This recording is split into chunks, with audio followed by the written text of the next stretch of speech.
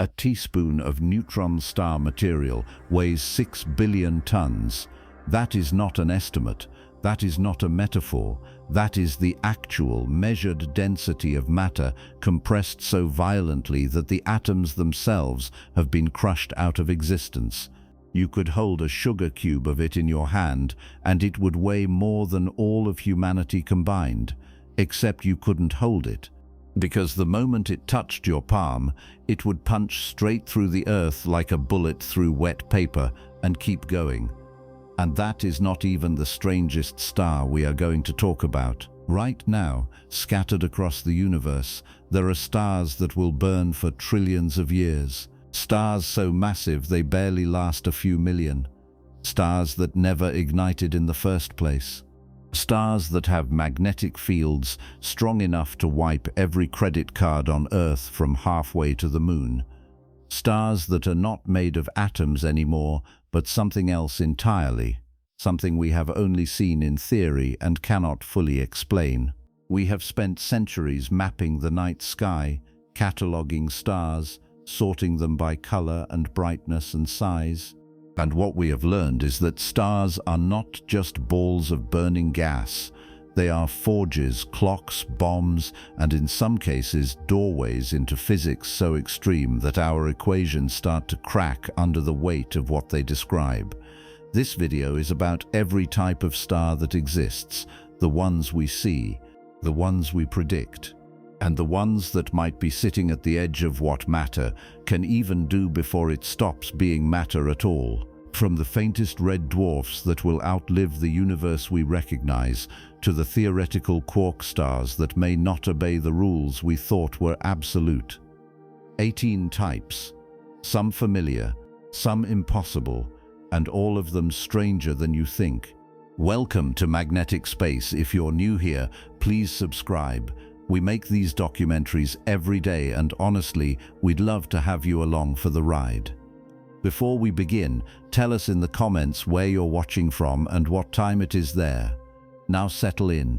This is going to be a good one. The universe builds stars the way a river builds a canyon. Slowly, invisibly, through forces too patient to feel urgent and too vast to witness in a single human lifetime. You will never see a star form. Not in real time. The process takes hundreds of thousands of years at minimum, often millions. But right now, at this exact moment, scattered across every spiral arm of every galaxy in the observable cosmos, clouds of gas and dust are collapsing inward under their own weight, and what waits at the center of that collapse is fire. Before there is light, there is only cold. Interstellar space is not empty. Between the stars, threaded through the dark gaps in every constellation you have ever traced with your eyes, there floats an enormous diffuse haze of hydrogen and helium left over from the Big Bang, mixed with heavier elements forged inside previous generations of stars that exploded and scattered their guts across the void. Astronomers call these regions molecular clouds. The rest of us can call them what they are: nurseries.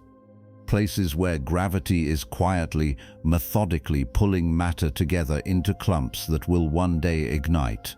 The trigger varies. Sometimes a nearby supernova sends a shockwave rippling through the cloud, compressing pockets of gas until they tip past the threshold where collapse becomes inevitable. Sometimes two clouds collide. Sometimes the cloud simply grows dense enough on its own that gravity takes over without any outside nudge. However it starts, once the collapse begins, it feeds itself. The denser the center of the cloud becomes, the stronger its gravitational pull. The stronger the pull, the faster surrounding material falls inward. What begins as a slight wobble in the distribution of gas becomes a focused inward spiral, and at the heart of that spiral, pressure begins to build. This is the protostar phase. The collapsing material has not yet become a star. It is a warm, growing knot of gas buried inside a cocoon of dust, hidden from optical telescopes but glowing faintly in infrared. For tens of thousands of years, sometimes hundreds of thousands, the protostar continues to gather mass from the cloud around it. The core heats up as material piles inward, compressed by the weight of everything above it. Temperature climbs, pressure climbs, and then, if the mass is sufficient, something extraordinary happens. The core becomes hot enough and dense enough for hydrogen nuclei to overcome their mutual repulsion and fuse together into helium. That moment, the ignition of sustained nuclear fusion, is when a protostar becomes a star. The core suddenly floods with energy. Photons generated by fusion push outward against the crush of gravity, and the collapse stops.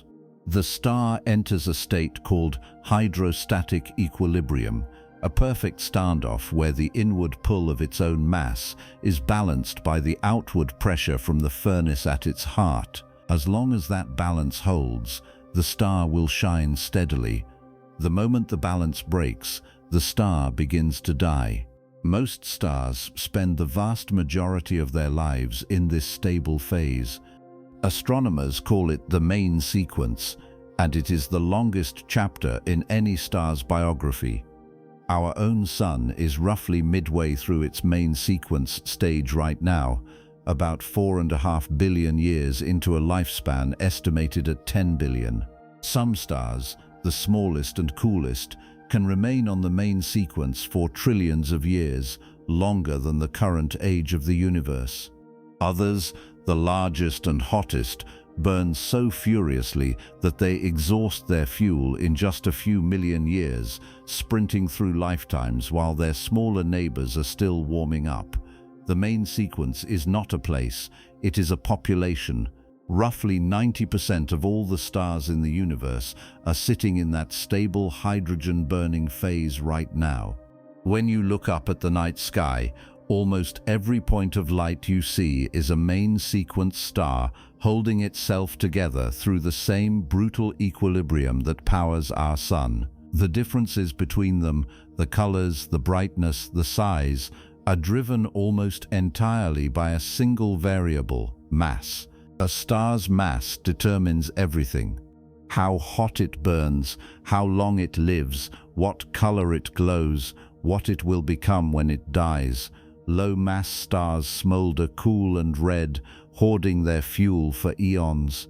High-mass stars blaze blue-white, burning so hot that they rip through their hydrogen reserves in cosmic eye blinks. The spread is enormous. The smallest known stars weigh in at about 8% the mass of the Sun. The largest confirmed stars tip the scales at more than 200 solar masses, and every star in that range behaves differently.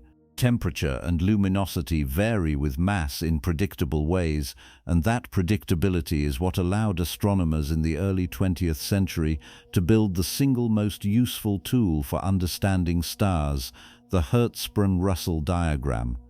Imagine a graph. The horizontal axis represents temperature, running from hot on the left to cool on the right. The vertical axis represents luminosity, dim at the bottom, bright at the top. Plot every star you can measure on that grid, and a pattern emerges immediately. Most stars fall along a diagonal band, stretching from the hot, bright upper left down to the cool, dim lower right. That band is the main sequence, the visible signature of stable hydrogen fusion. But not every star sits on that line. Some sit above it, cooler than main sequence stars, but far more luminous. Those are giants, stars that have exhausted the hydrogen in their cores and begun fusing heavier elements in shells around a contracting center, swelling to enormous size in the process. Some sit below the main sequence, hot but faint. Those are white dwarfs, the collapsed remnants of stars that have burned through all available fuel and settled into a slow fade toward darkness. The Hertzsprung-Russell diagram is not just a map, it is a timeline. Every star begins its journey on the main sequence.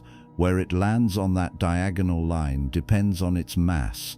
Where it goes after that, How far it drifts up into the giant region or down into the white dwarf zone depends on what happens when the hydrogen runs out. The diagram does not tell you what a star is made of in detail, but it tells you where a star is in its life and what kind of future it is heading toward. Stars are classified by a handful of observable properties: surface temperature, measured by the color of the light they emit; luminosity, the total energy output per second; size, which can be inferred from temperature and luminosity together; and spectral type, a letter code based on the absorption lines visible in a star's light. The standard sequence runs O, B, A, F, G, K, M, from hottest to coolest. Our Sun is a G-type star. The coolest red dwarfs are M-types. The hottest blue giants are O-types, burning at surface temperatures above 30,000 Kelvin. The observable universe contains somewhere between 10 sextillion and 1 septillion stars, depending on whose estimate you trust. The Milky Way alone holds more than 100 billion. That is 100 billion separate nuclear reactors, each one a unique combination of mass, composition, age, and evolutionary stage, scattered across a disk of stars and dust, roughly 100,000 light-years wide. And every single one of those stars began the same way: a cloud of gas, a collapse, a core that grew hot enough to fuse, a balance between gravity and fire. The earliest stars formed roughly 200 million years after the Big Bang, assembling from pristine hydrogen and helium in a universe that had never seen a supernova. Those first stars were likely enormous, short-lived, and spectacularly violent. When they died, they seeded the cosmos with carbon, oxygen, iron, silicon, all the heavy elements that make rocky planets and eventually life possible. The stars burning today are built from the wreckage of those earlier generations, and the stars that will form a billion years from now will be built from the wreckage of ours.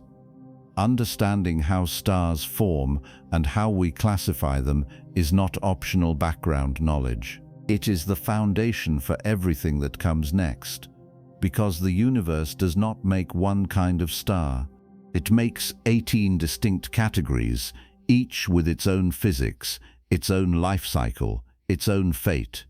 Some burn for trillions of years, some collapse into objects so dense that a teaspoon of their matter would weigh 6 billion tons, and the differences between them all trace back to a handful of variables set in motion when a cloud of gas first began to fall inward under its own weight. The smallest of those stars, the ones that formed with just enough mass to ignite fusion and nothing more, are where we begin. The smallest of those stars, the ones that formed with just enough mass to ignite fusion and nothing more, are where we begin. And they are everywhere. 3 out of every 4 stars in the Milky Way is a red dwarf. Not 1 in 10. Not a rare subset tucked into the outer edges of the galaxy. 3 out of 4. Walk outside on a clear night, look up at the sky and try to spot one. You will fail. Not because they are not there, but because they are so dim that even the closest red dwarf to Earth, Proxima Centauri, sitting just over 4 light-years away, is completely invisible to the naked eye. You need a telescope to see the nearest star beyond our own sun. That is the paradox of red dwarfs. They are the most common stellar object in the universe, and they are also the quietest, the faintest, the easiest to miss. For most of human history, we had no idea they existed. A red dwarf is a star that formed with just enough mass to ignite hydrogen fusion, but not much more. The cutoff sits at about 0.08 of a solar mass. Below that threshold, the core never gets hot enough for fusion to start, and you end up with a brown dwarf, a failed star that glows dimly from leftover heat and slowly fades. Above 0.08 of a solar mass, the core crosses the line. Hydrogen begins fusing into helium. The star settles into hydrostatic equilibrium and enters the main sequence, but it does so barely. A red dwarf at the low end of the mass range is running the faintest, coolest, slowest furnace physics allows. Surface temperatures on red dwarfs range from about 2000 to 3500 Kelvin. For context, our Sun burns at 5700 Kelvin. The coolest red dwarfs glow at temperatures closer to molten lava than to what we think of as starlight. Their color skews deep into the red end of the spectrum, hence the name. They are not bright red like a stoplight. They are a dull ember red, the kind of glow you might see from a dying campfire hours after the flames have gone out. Luminosity follows temperature. The faintest red dwarfs put out 1/10,000th the light of our Sun. The brightest ones, sitting near the upper mass limit of about 6/10ths of a solar mass, can reach 1/10th solar luminosity. Still dim by any standard, but enough to make them detectable with modern instruments across interstellar distances. What makes red dwarfs remarkable is not their brightness, it is how long they burn. The smallest red dwarfs have theoretical lifespans measured in the trillions of years, not billions, trillions. For comparison, the universe itself is only about 13.8 billion years old. A red dwarf born in the first few 100 million years after the Big Bang is still on the main sequence today, barely a fraction of the way through its life. It will still be burning hydrogen a trillion years from now, long after every star more massive than about half a solar mass has exhausted its fuel and died. Red dwarfs are not just long-lived, they are effectively eternal on any timescale a human brain can process. The secret to that longevity is convection. In larger stars like our Sun, energy generated by fusion in the core has to fight its way outward through layers of plasma, transferring heat slowly through radiation and convection in separate zones. Only the innermost 10% or so of the Sun's hydrogen ever gets hot enough to fuse. The rest just sits there, unused fuel that will never see the inside of the furnace. Red dwarfs do not have that problem.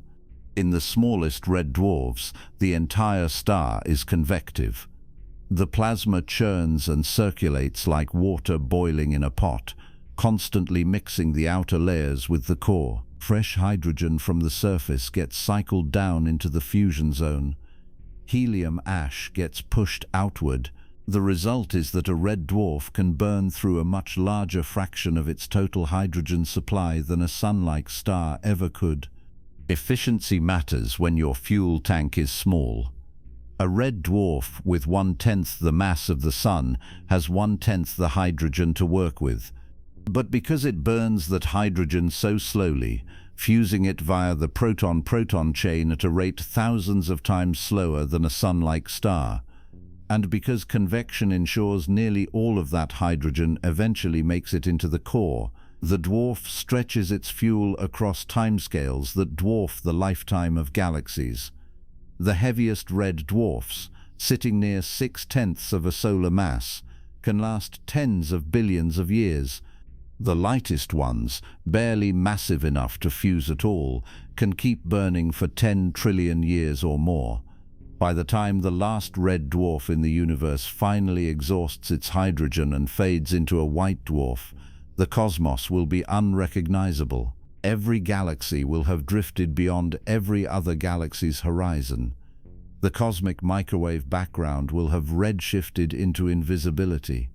The universe will be cold, dark, and empty, except for the faint glow of a few lingering embers that refuse to go out. Red dwarfs are also central to one of the most important questions in modern astronomy. Can they host habitable planets? The answer is complicated. On one hand, red dwarfs are attractive targets for planet hunters. Their low mass means that even a small planet orbiting close in can produce a detectable wobble in the star's motion or a measurable dip in brightness when it transits across the star's face. The habitable zone, the range of distances where liquid water could exist on a planet's surface, sits much closer to a red dwarf than it does around a sun-like star. For the faintest red dwarfs, the habitable zone can be just a few million kilometers out, closer than Mercury is to our Sun.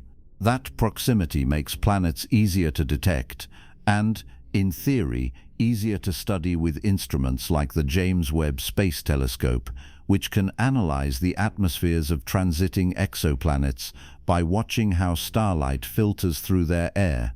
NASA modeling has suggested that oceans on planets around red dwarfs could persist for billions of years, even under slow-warming conditions that would eventually trigger a runaway greenhouse effect on a planet around a hotter star.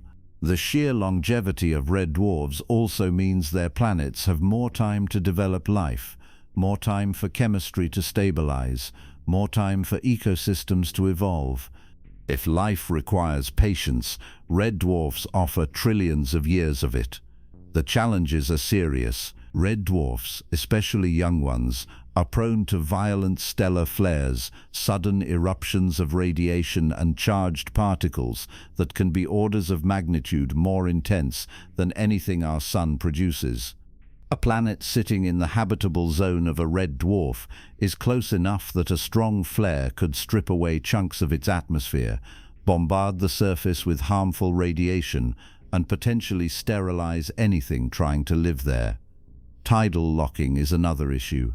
Planets orbiting that close to their star tend to become tidally locked, with one hemisphere permanently facing the star and the other facing eternal night.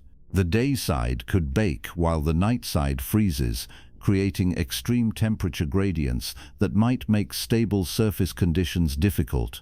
Some models suggest thick atmospheres could redistribute heat and stabilize the climate on a tidally locked world. Others argue that magnetic fields strong enough to deflect stellar wind could protect a planet's atmosphere from erosion. The jury is still out. What is clear is that red dwarfs are not automatically hostile to life, and they are not automatically friendly either. They are different, and whether different translates to habitable depends on details we are only beginning to measure. The sheer number of red dwarfs changes the equation for where we should look. If 3/4 of all stars are red dwarfs, and if even a small fraction of them host rocky planets in their habitable zones, the total number of potentially habitable worlds in the galaxy skyrockets. Proxima Centauri, the nearest star to Earth, is a red dwarf, and it has at least one confirmed planet, Proxima Centauri b, sitting right in the habitable zone. That planet is close enough that if we ever develop the technology for interstellar probes, it will be one of the first targets. If we find life there, the discovery will reshape our understanding of how common biology is in the universe. Red dwarfs also represent the far future of the cosmos. Trillions of years from now, when every star more massive than half a solar mass has burned out, the universe will belong to red dwarfs. They will be the last sources of light, the last places where fusion occurs, the last stars. And when the last one finally fades, the stelliferous era, the age of stars, will end. The universe will enter a new phase, one without starlight, without nuclear fire, without the warmth that has defined cosmic history for 14 billion years. But that ending is so far in the future that calling it distant feels inadequate. It is beyond distant. It is beyond anything we have language for. For now, red dwarfs are simply the background hum of the galaxy. Quiet, patient, unnoticed by anyone without a telescope, burning their hydrogen one atom at a time, outlasting every dramatic supernova and every bright blue giant that steals the spotlight. They are the universe's way of proving that longevity does not require spectacle. Sometimes the longest stories are told in whispers, and sometimes the stars that matter most are the ones you cannot see. Moving just slightly upward in mass and temperature brings us to the next category, stars that share the red dwarf's patience but trade a little of that endurance for a bit more light. Moving just slightly upward in mass and temperature brings us to the next category, stars that share the red dwarf's patience but trade a little of that endurance for a bit more light. Orange dwarfs, K-type main sequence stars, the Sun's cooler cousins. And if you are looking for a star that might host life, some astronomers will tell you this is the category you should be watching most closely. An orange dwarf sits in the middle of the main sequence, right between the dim red embers we just left and the brighter yellow stars like our own Sun. Typical mass runs from about half a solar mass to 8/10 of a solar mass. Surface temperature ranges from roughly 3900 Kelvin at the cool end to 5200 Kelvin at the hot end. That makes them cooler than the Sun, which burns at 5700 Kelvin, but noticeably hotter than the faintest red dwarfs, which barely scrape past 2000 Kelvin. In terms of luminosity, an orange dwarf puts out somewhere between 10% and 40% of the Sun's light. Dim by our standards, but far brighter than a red dwarf struggling along at 1/10,000th solar luminosity. The name itself comes from the spectral classification system astronomers use to sort stars by temperature. K-type stars glow with a soft orange hue, cooler than the yellow-white light of a G-type star like the Sun, but warmer than the deep red of an M-type dwarf. If you could park a spaceship equidistant from a red dwarf, an orange dwarf, and a yellow dwarf and compare them side by side, the differences would be immediately obvious. The red dwarf would look like a dim coal pulled from a fire that is almost out. The yellow dwarf would shine with the familiar brightness and color of daylight. And the orange dwarf would sit comfortably in between, glowing like a harvest moon, steady and warm and calm.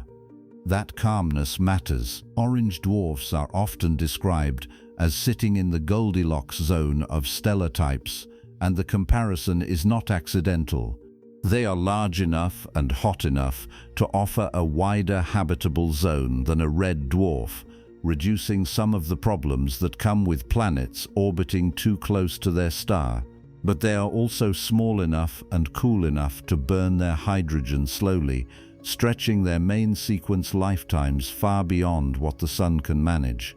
Where our Sun will spend about 10 billion years on the main sequence before swelling into a red giant, an orange dwarf can keep burning steadily for tens of billions of years.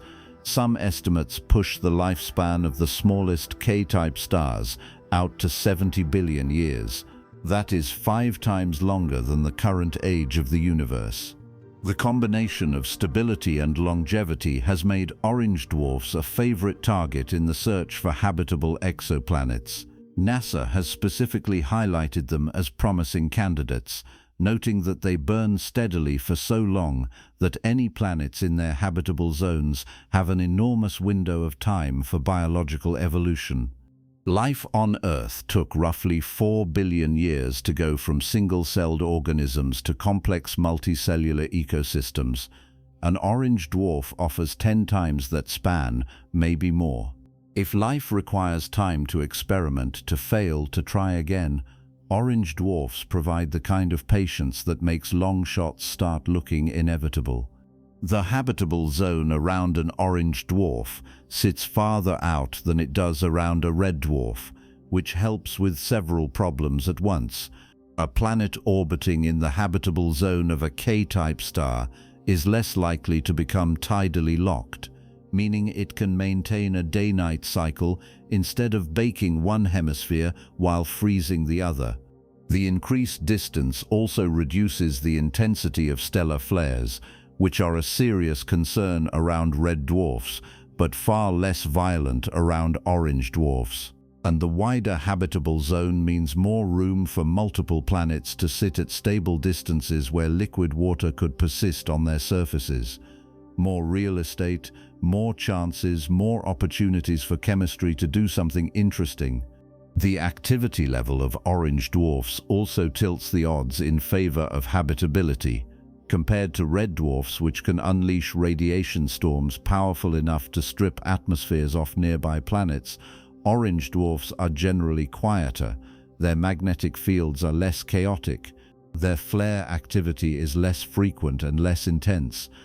A planet sitting in the habitable zone of an orange dwarf is not getting bombarded with the kind of high-energy radiation that makes stable atmospheric chemistry difficult.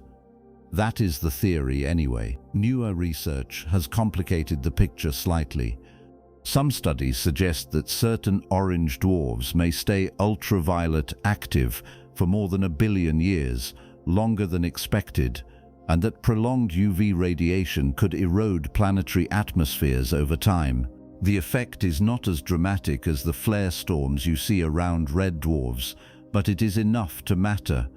If a planet is sitting in the habitable zone of an orange dwarf that stays UV bright for its first 1 billion years, the atmosphere might get stripped down before life has a chance to take hold. That does not disqualify orange dwarfs as habitable star candidates. It just means the Goldilocks comparison is not universal. Some orange dwarfs are friendlier than others, and figuring out which ones are stable enough to host life is going to require more data than we currently have. What we do know is that orange dwarfs are common. They make up about 13% of the stars in the Milky Way. That is far fewer than red dwarfs, which dominate at 73%, but still a substantial population. Within 100 light-years of the Sun, there are roughly 1,000 orange dwarfs. That is 1,000 nearby targets for exoplanet surveys, 1,000 potential systems where a rocky planet might be sitting in a habitable zone with billions of years of stable starlight to work with. The sheer number of candidates turns what might be a low-probability event, life emerging around a single star, into something that starts feeling statistically plausible when you multiply it across 1,000 systems. One of the more interesting aspects of orange dwarfs is that none of them have left the main sequence yet. The universe is only 13.8 billion years old. The longest-lived orange dwarfs can burn for 70 billion years. Do the math and you realize that every single K-type star ever born is still on the main sequence right now, still fusing hydrogen, still shining. Not one has aged off into the red giant phase. Not one has collapsed into a white dwarf. The population of orange dwarfs we see today is the entire population that has ever existed. They are all still here, all still burning, and they will all still be burning billions of years from now when stars like the Sun have long since exhausted their fuel and died. That longevity feeds directly into the habitability question. If you are looking for a place where life could not only start but persist, where ecosystems could survive long enough to evolve complexity, intelligence, technology, orange dwarfs offer timelines that dwarf anything available around Sun-like stars. A planet orbiting an orange dwarf has time to recover from mass extinctions, time to rebuild after catastrophic impacts, time to experiment with evolutionary strategies that take billions of years to pay off. The universe does not hurry when it comes to building ecosystems, and orange dwarfs do not hurry either. Researchers studying the long-term prospects for life in the universe have repeatedly pointed to orange dwarfs as the most promising targets. One team quoted in Centauri Dreams described K-type stars as sitting in the sweet spot, combining the stability of larger stars with the longevity of smaller ones. Another study concluded that orange dwarf stars, ranging from late G-type to mid-K-type, are the most promising candidates for long-term exobiology. The logic is straightforward.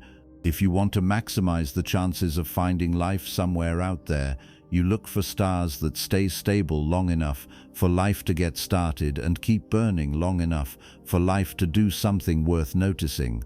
Orange dwarfs are not flashy. They do not explode as supernovae.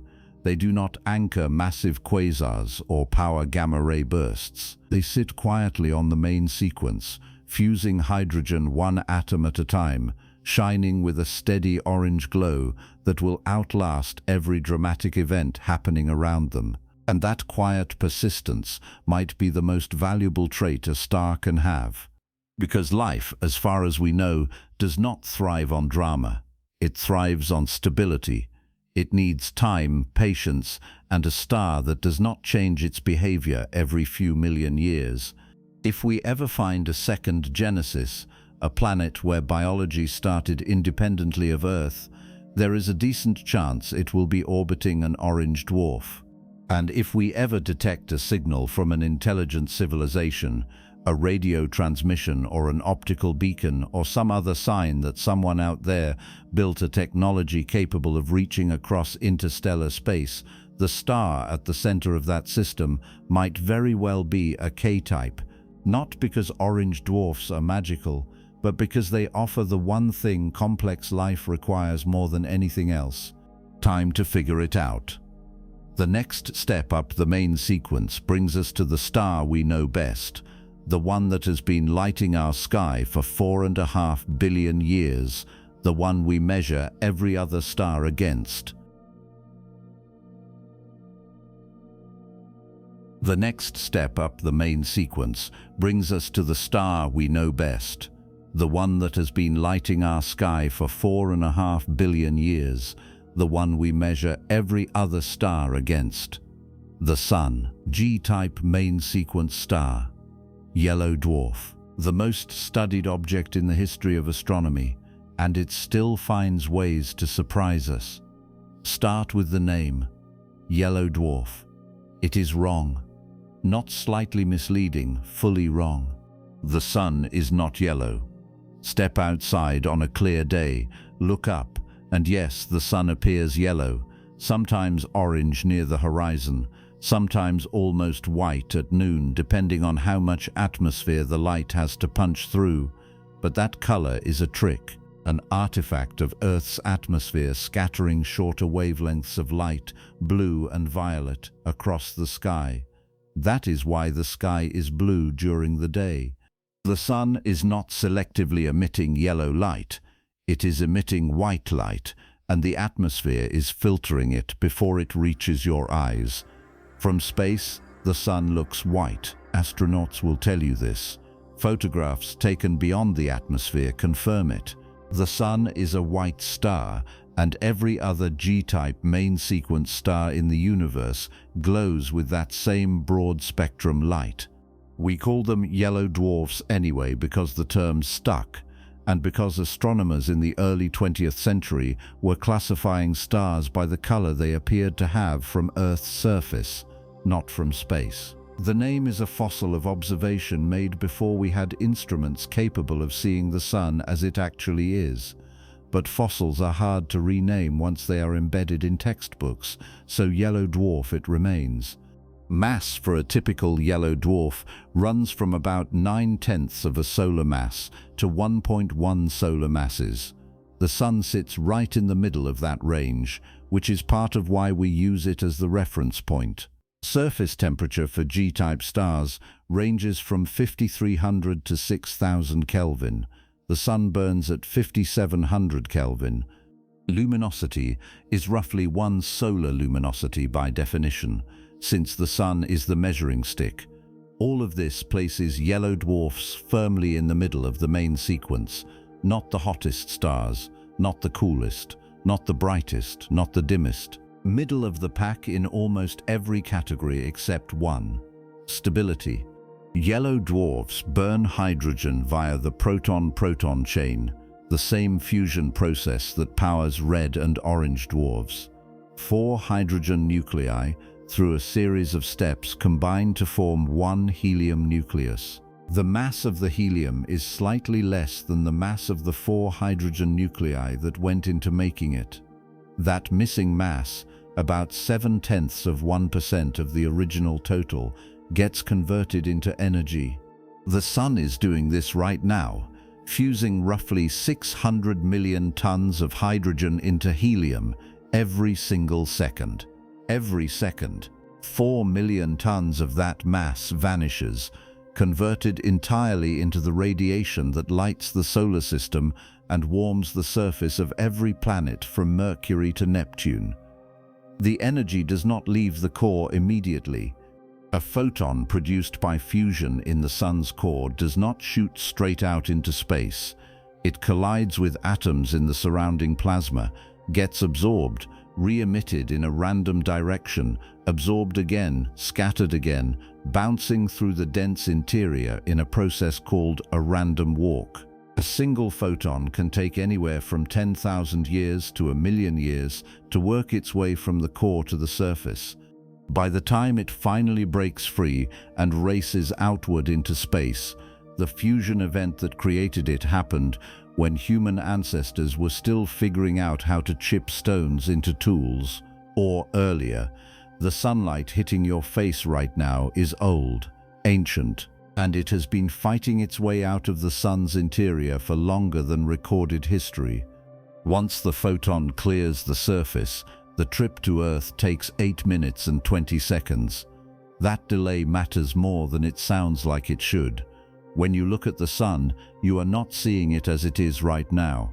You are seeing it as it was 8 minutes ago. If the sun suddenly vanished, blinked out of existence, you would not know for 8 minutes. The sky would stay bright.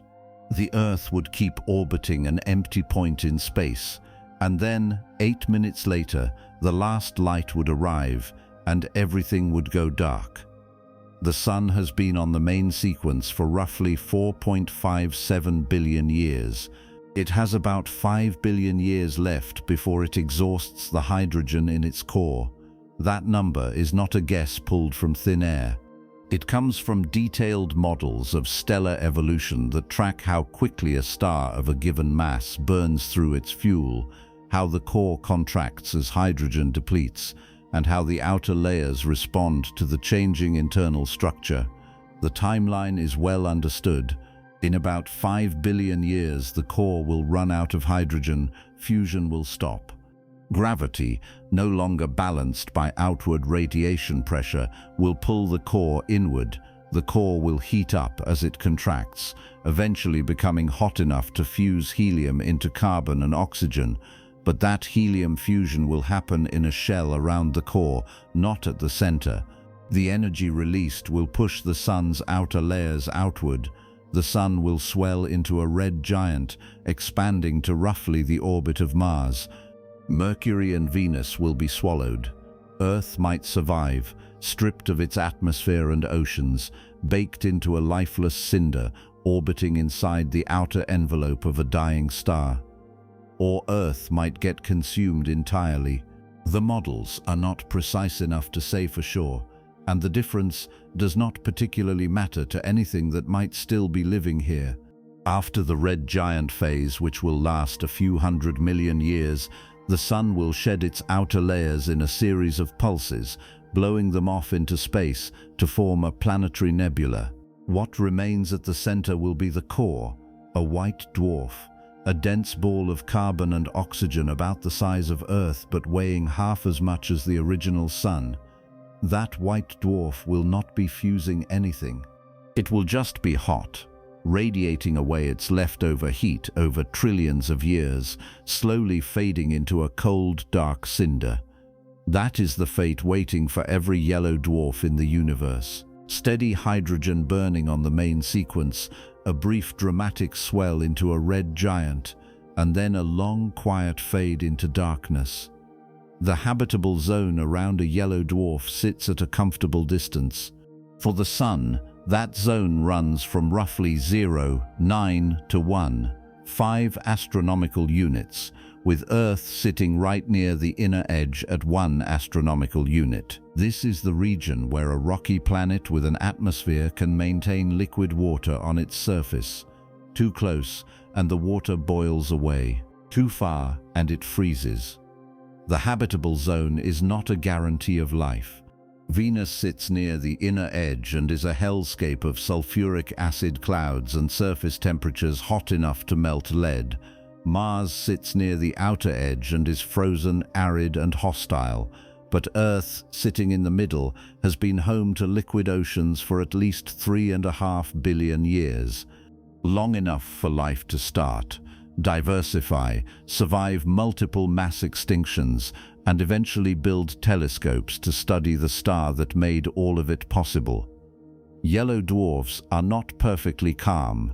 The sun produces solar flares, sudden eruptions of radiation and charged particles triggered by magnetic field lines snapping and reconnecting in the sun's atmosphere. It also produces coronal mass ejections, massive bursts of plasma hurled into space that can slam into Earth's magnetic field and trigger geomagnetic storms. In 1859, the largest recorded solar storm, the Carrington event, hit Earth hard enough to set telegraph wires on fire and produce auroras visible as far south as the Caribbean. A similar event today would cripple satellite networks, damage power grids, and cause trillions of dollars in infrastructure damage. The sun is not a passive light source. It is active, variable, and occasionally violent. But compared to the radiation storms that red dwarfs unleash on their planets, the sun's flare activity is manageable. Life on Earth has survived it for billions of years. Yellow dwarfs are often considered the Goldilocks stars for complex life. They burn long enough for evolution to do its work, 10 billion years from ignition to red giant phase. They are stable enough that the habitable zone does not shift dramatically over time. They are active enough to generate magnetic fields and stellar wind that help protect planets from cosmic rays, but not so active that they strip atmospheres or sterilize surfaces. If you were designing a star to host a technological civilization, you would probably land on something close to a G-type main sequence star. And if you are scanning the galaxy for signs of intelligent life, yellow dwarfs are one of the first places you point your telescopes. The sun is not special in the sense of being unique. There are billions of G-type stars in the Milky Way alone. But it is special in the sense that it is ours. Every atom in your body was forged inside a star. Some of that matter cycled through multiple generations of stars before ending up here, on this planet, temporarily assembled into the shape of a person reading about the star that keeps you alive. The sun is ordinary by the standards of the galaxy. It is also the reason you exist. Both things are true, and both things matter. Stranger still is the idea that there may be a version of the sun that never quite existed, a theoretical endpoint for stars that followed a different path. That is where we go next. Stranger still is the idea that there may be a version of the sun that never quite existed, a theoretical endpoint for stars that followed a different path. That is where we go next. Blue dwarfs do not exist, not yet, not anywhere in the observable universe. They are not hiding in a distant galaxy. They are not tucked into a nebula waiting to be discovered. They are a prediction, a consequence of physics pushed forward through timescales so extreme that calling them distant feels like an understatement. Blue dwarfs are what happens when you run the math on the smallest red dwarfs and ask what comes next. And the answer, according to every stellar evolution model we have, is something no human will ever see. Not because it is too faint or too far away, but because it has not happened yet. The universe is still too young. Here is how the idea works. Start with a red dwarf, one of the smallest ones, a star that formed with just barely enough mass to ignite hydrogen fusion.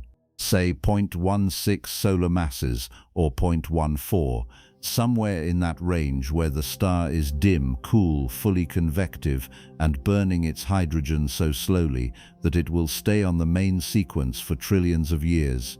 The cutoff for this behavior sits at about a quarter of a solar mass. Stars more massive than that will eventually swell into red giants when their core hydrogen runs out. the way our Sun will 5 billion years from now. Stars below that mass do not have enough gravitational weight to trigger the shell burning that inflates a red giant.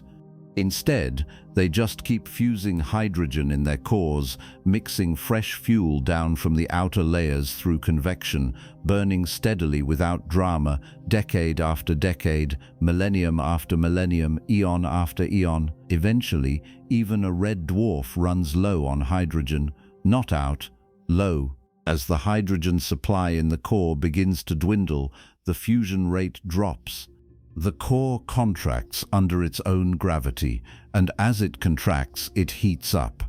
That heating pushes the outer layers of the star inward, compressing the whole structure. The star gets smaller, and as it gets smaller, its surface temperature climbs. Hotter surface, shorter wavelength light. The star shifts from deep red toward orange, then yellow, then white, then blue. The name blue dwarf refers to that final stage when a dying red dwarf has contracted and heated to the point where its surface temperature rivals or exceeds the Sun's, and its spectrum peaks in the blue end of the visible range. The process is slow, not slow in the way a human lifetime is slow, slow in the way geological time is slow, except stretched across thousands of times longer. A red dwarf with 0.16 solar masses is expected to take roughly 2.5 trillion years to reach the blue dwarf stage. 2.5 trillion.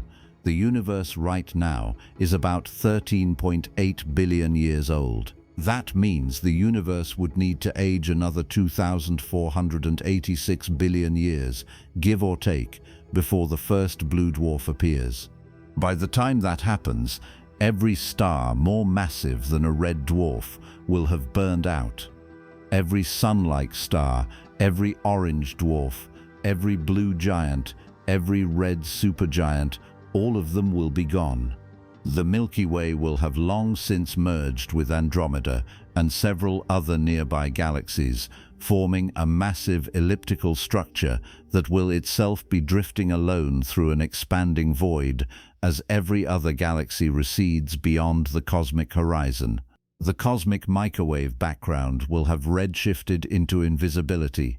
The universe will be cold, dark, and almost entirely empty except for black holes, dead planets, and a dwindling population of red dwarfs slowly transitioning into the next phase.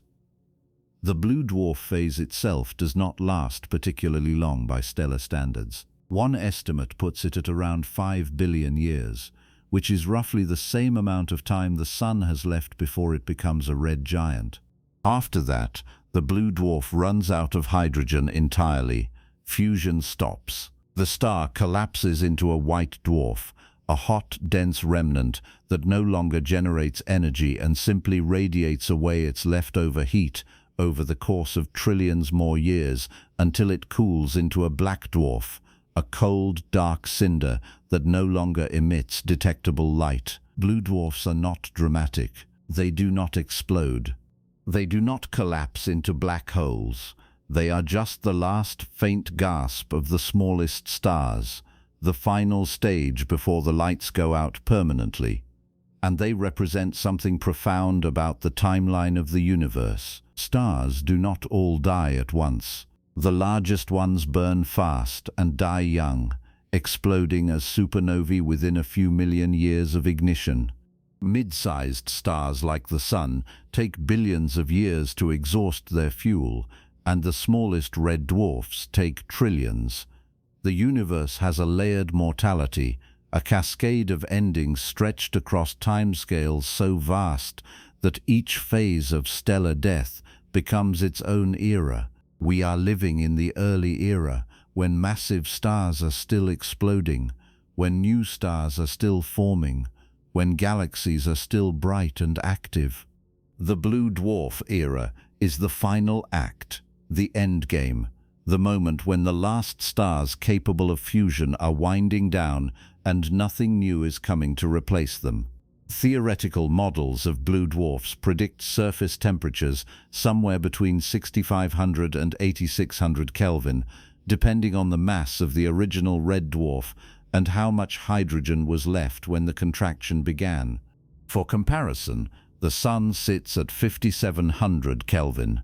The hottest blue dwarfs modeled so far reach temperatures closer to Type A stars, the bright blue-white stars you see in the night sky like Sirius or Vega. One simulation tracked a red dwarf starting at 0.14 solar masses and followed it forward through time until it reached a surface temperature of 8600 Kelvin, hot enough to shift its peak emission firmly into the blue. The name does not mean the star looks vividly blue the way a cartoon might depict it. It means the spectrum has shifted enough that the star emits significantly more blue light than red light, even if the overall appearance might still be closer to white. Luminosity during the blue dwarf phase is expected to sit around 30% of the Sun's output in some models. That is far brighter than the original red dwarf, which at the low end of the mass range might have been putting out 1/10,000th solar luminosity.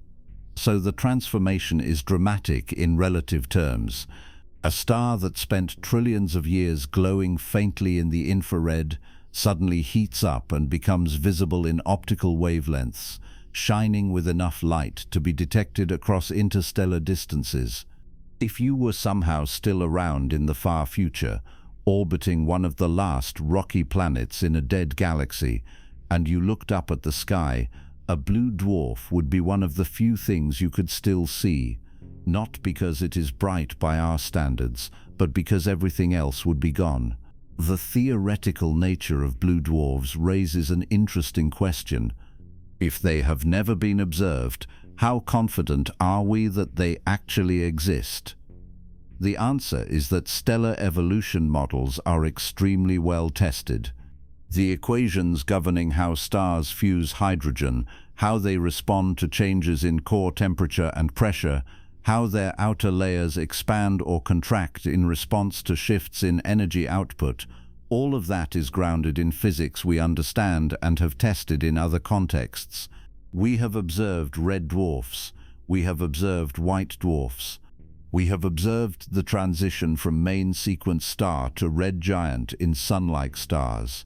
The blue dwarf stage is just an extension of the same physics applied to stars with masses below the red giant threshold. There is no reason to think the models are wrong. They predict behavior that fits logically into the broader framework of how stars work. Blue dwarfs are theoretical in the sense that we have not seen one yet, not in the sense that they are speculative or uncertain. What makes blue dwarfs conceptually important is what they tell us about the shape of the far future. The universe is not static. It is evolving, and that evolution has a direction. Star formation is slowing.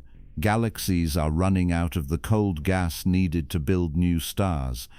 In a few trillion years, star formation will stop entirely. After that, the only stars left will be the ones that already exist, and those stars will be aging out one by one, largest to smallest, until nothing remains but the longest-lived red dwarfs. And when those red dwarfs finally begin their slow contraction into blue dwarfs, the universe will enter its final luminous phase. After the blue dwarfs fade, there will be no more fusion anywhere. The stelliferous era, the age of stars, will end. What comes after that is a universe of black holes, dead stars, and darkness. Blue dwarfs are the signpost marking the edge of that transition, the last chapter in the story of nuclear fire. None of this will happen for an incomprehensibly long time. And when it does, there will be no one around to watch. Life as we understand it requires stars. When the stars go out, so does everything that depends on them. Blue dwarfs are not a destination, they are an epitaph, a marker of the moment when the universe finally runs out of fuel. The irony is that the smallest stars, the ones that barely made it across the threshold into ignition, will be the last ones standing. They are the runts, the dim embers no one notices, and they will outlast every other star in the cosmos, not because they are powerful, but because they are efficient. They burn slow, waste nothing, and stretch every atom of hydrogen across timescales that make galaxies look temporary. Blue dwarfs are what happens when patience wins. There is another category of object that never quite makes it to that point.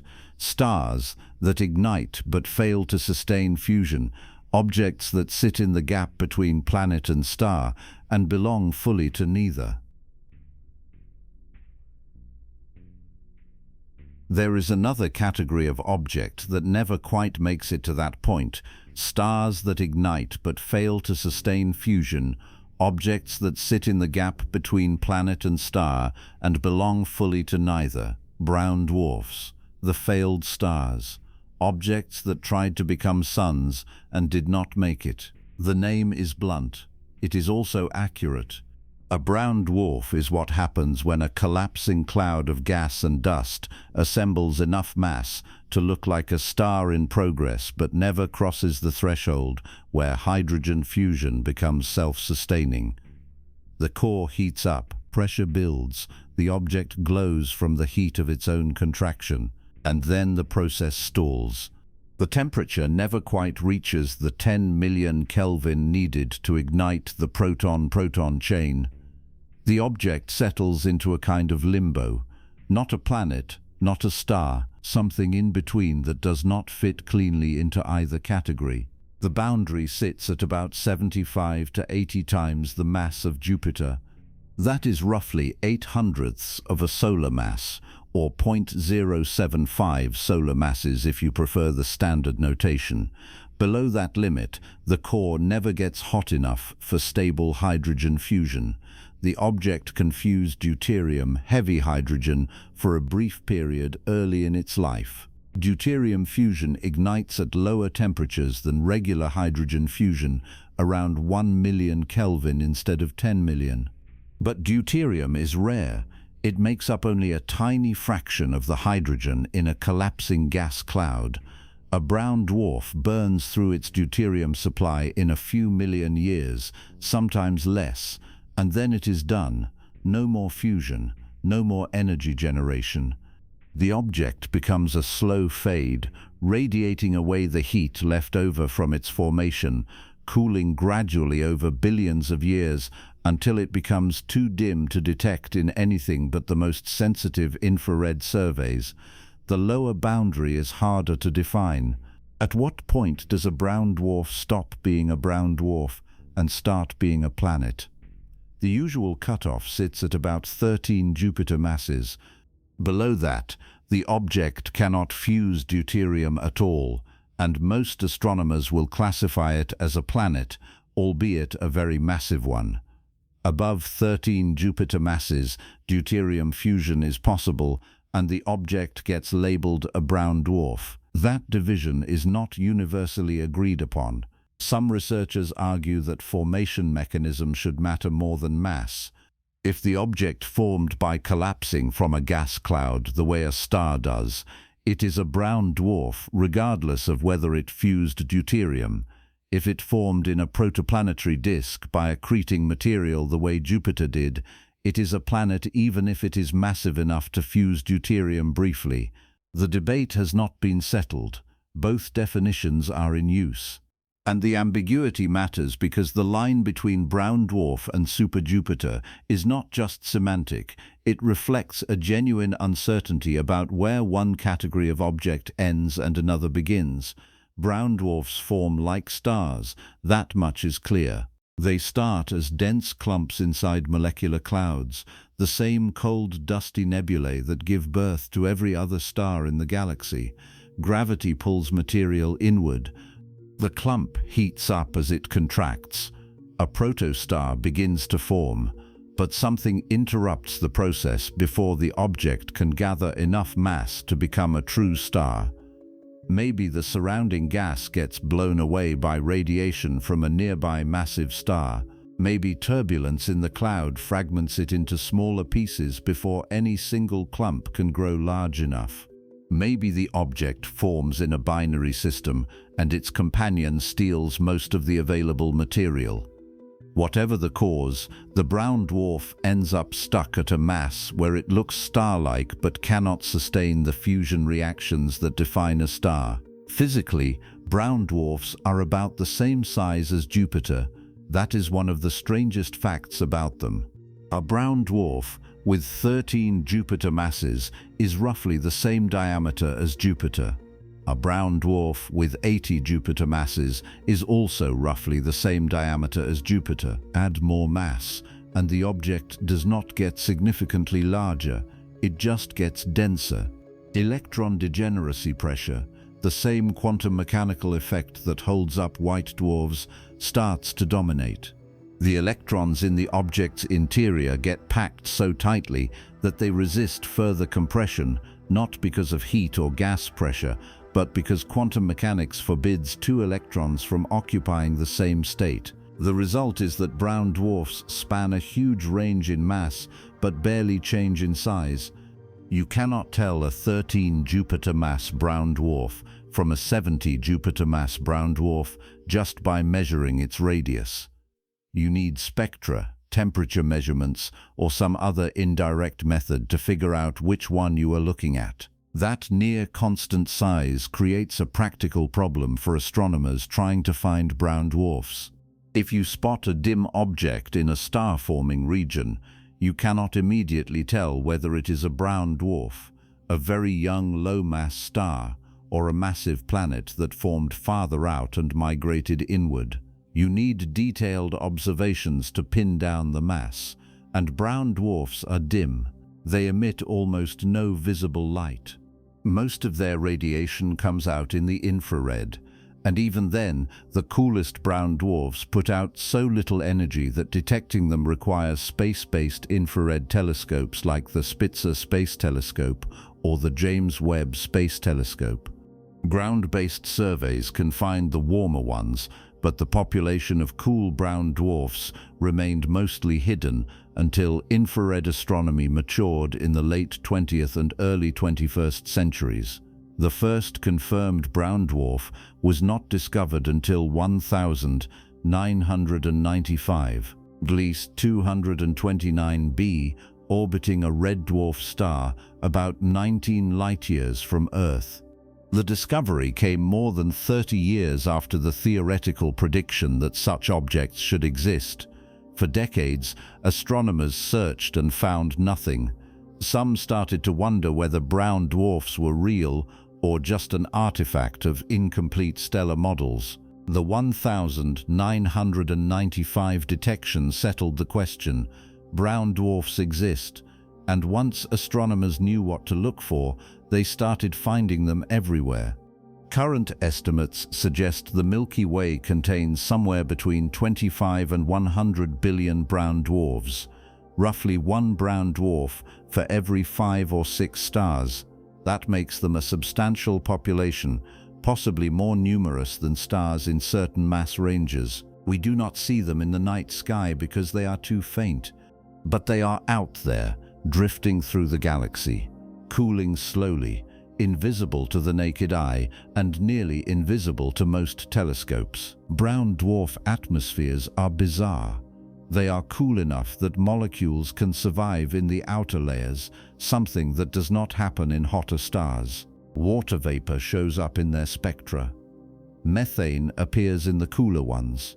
Some brown dwarfs have clouds made of silicate dust or iron droplets, weather systems that would look more at home on a giant planet than on anything star-like.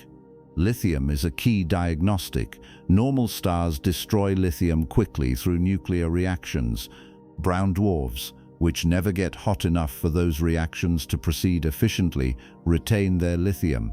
If you see lithium absorption lines in the spectrum of a dim object, you know it is substellar.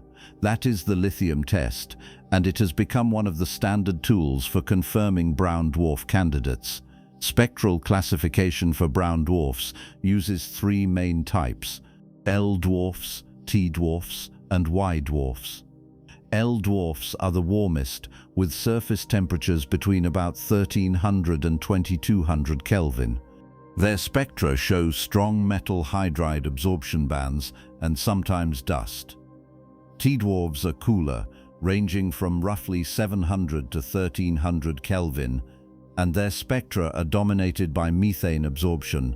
Y-dwarfs are the coolest known objects outside the solar system, with surface temperatures that can drop below 300 Kelvin, colder than the boiling point of water. Some Y-dwarfs are cool enough that their atmospheres might contain water ice clouds and ammonia.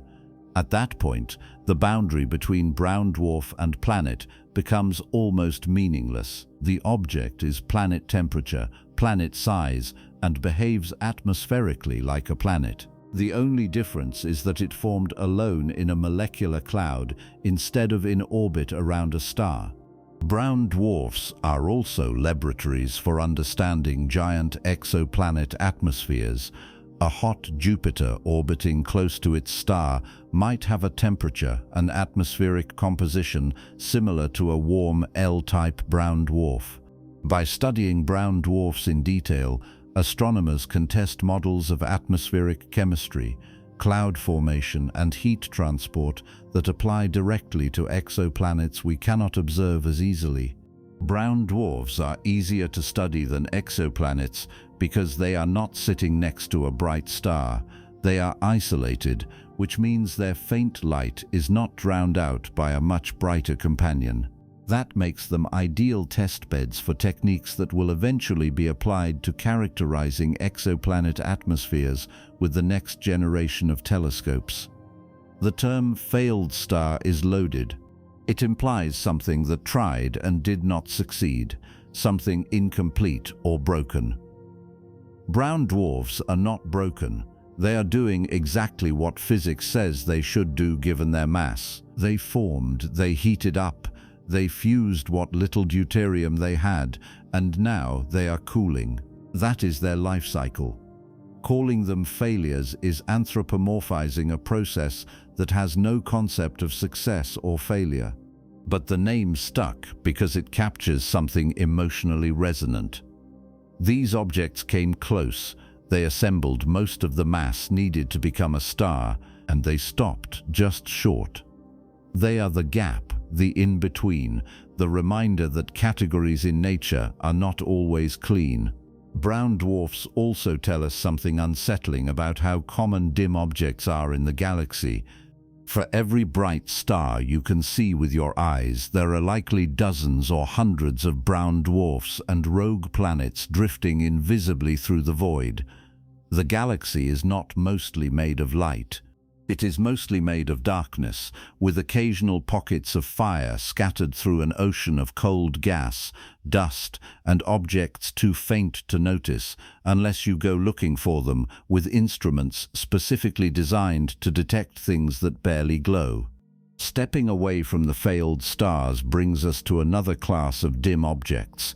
Stars that did ignite fusion but carry the chemical fingerprints of a much older, quieter universe.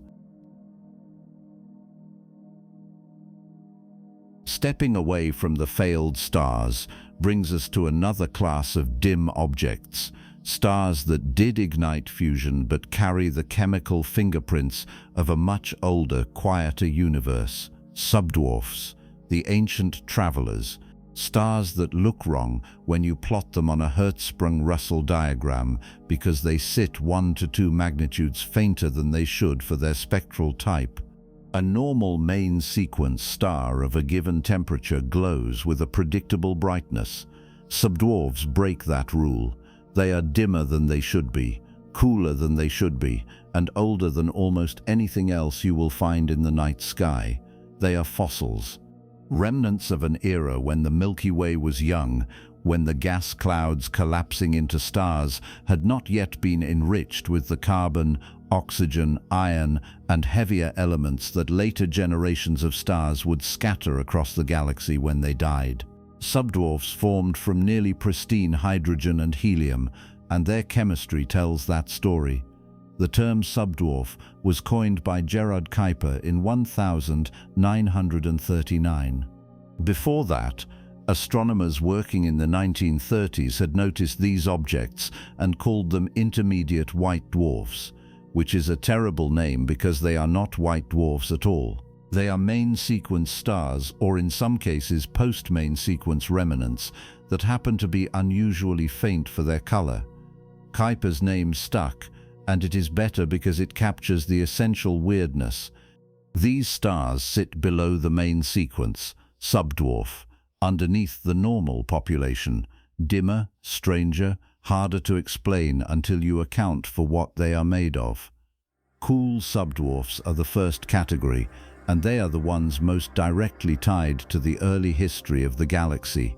These are typically G-type, K-type, and M-type stars, the same spectral classes as orange dwarfs, yellow dwarfs like the Sun, and red dwarfs, but their spectra show faint metal lines. When astronomers say metals, they mean anything heavier than helium. Carbon is a metal in this context. Oxygen is a metal. Iron, silicon, magnesium, all metals. Stars that formed recently, in the last few billion years, have relatively high metallicity because they assembled from gas clouds that had been cycled through previous generations of stars. Stars that formed 10 or 12 billion years ago, back when the Milky Way was still assembling its disk and halo, formed from gas that had been enriched only slightly by the first wave of massive stars that exploded as supernovae. Subdwarfs fall into that second group. Their low metallicity marks them as population 2 stars, old halo stars that predate most of the structure we see in the galaxy today. The IAU Office for Astronomy for Education defines a subdwarf as a class of star that is fainter than a star of the same spectral type on the main sequence. That definition is precise and correct, but it does not tell you why the star is fainter. The answer is metallicity. Metals in a star's outer layers increase the opacity, the resistance to light escaping from the interior. Higher opacity means the star swells slightly to shed heat more efficiently. Lower opacity means the star contracts, heats up, and becomes smaller and dimmer at the surface, even though the core is burning at roughly the same rate. A subdwarf with low metallicity ends up smaller, hotter in terms of core temperature, but fainter at the surface than a metal-rich star of the same mass. That is why they sit below the main sequence on the diagram. They are running the same fusion reactions, but their outsides behave differently because of what they are made of. Cool subdwarfs are valuable as probes of galactic archaeology. The Milky Way did not form all at once. It assembled over billions of years through mergers, accretion, and the slow collapse of gas into the disk and bulge we see today. The oldest stars in the galaxy, the ones that formed first, are scattered through the halo, a roughly spherical distribution of stars surrounding the flat disk. Most of those halo stars are subdwarfs. By studying their chemistry, their motion through space, and their ages, astronomers can reconstruct what the early Milky Way looked like, how fast it was forming stars, and when the first heavy elements began to appear in significant quantities. Subdwarfs are time capsules. They carry information about an era that no longer exists, encoded in the ratio of elements in their atmospheres. The link to the early universe matters for more than just galactic history. Understanding how the first few generations of stars enriched the cosmos with heavy elements is central to understanding how planets formed, how life became possible, and why the universe looks the way it does today. Carbon-based life requires carbon. Rocky planets require silicon, iron, magnesium. None of those elements existed in the universe until stars made them. Subdwarfs formed when that process was still in its infancy. They represent a snapshot of a universe that had just begun building the periodic table. Then there are the hot subdwarfs, and they are a completely different animal. The name is the same, subdwarf, but the physics is not even remotely similar. Hot subdwarfs are not metal-poor ancient stars. They are stripped stellar cores.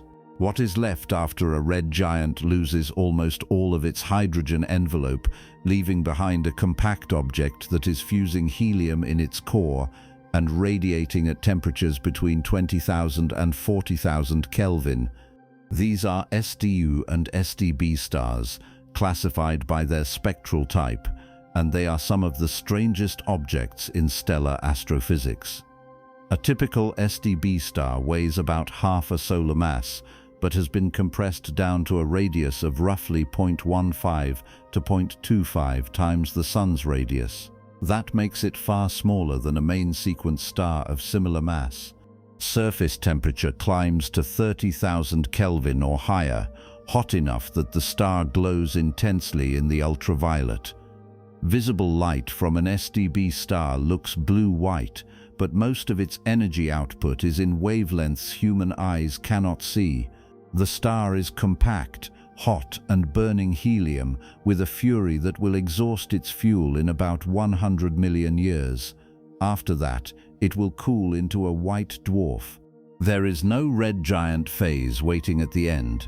The hydrogen envelope is already gone.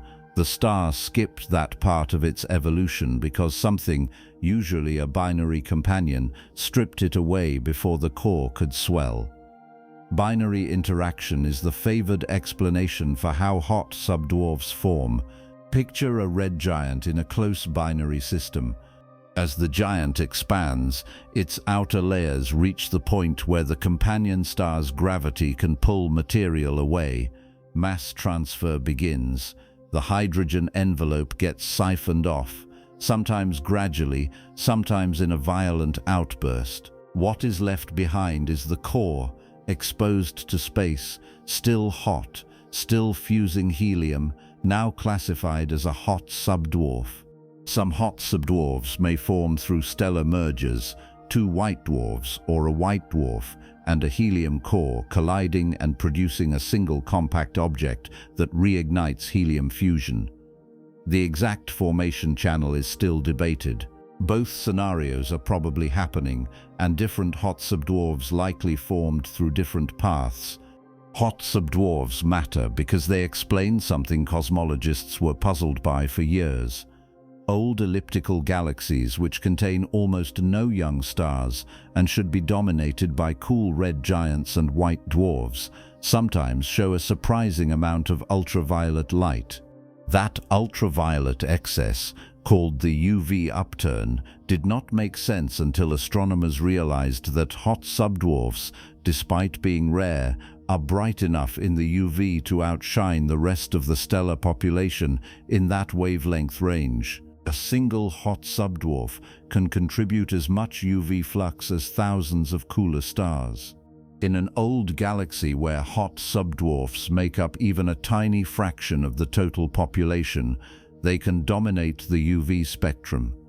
The mystery was solved.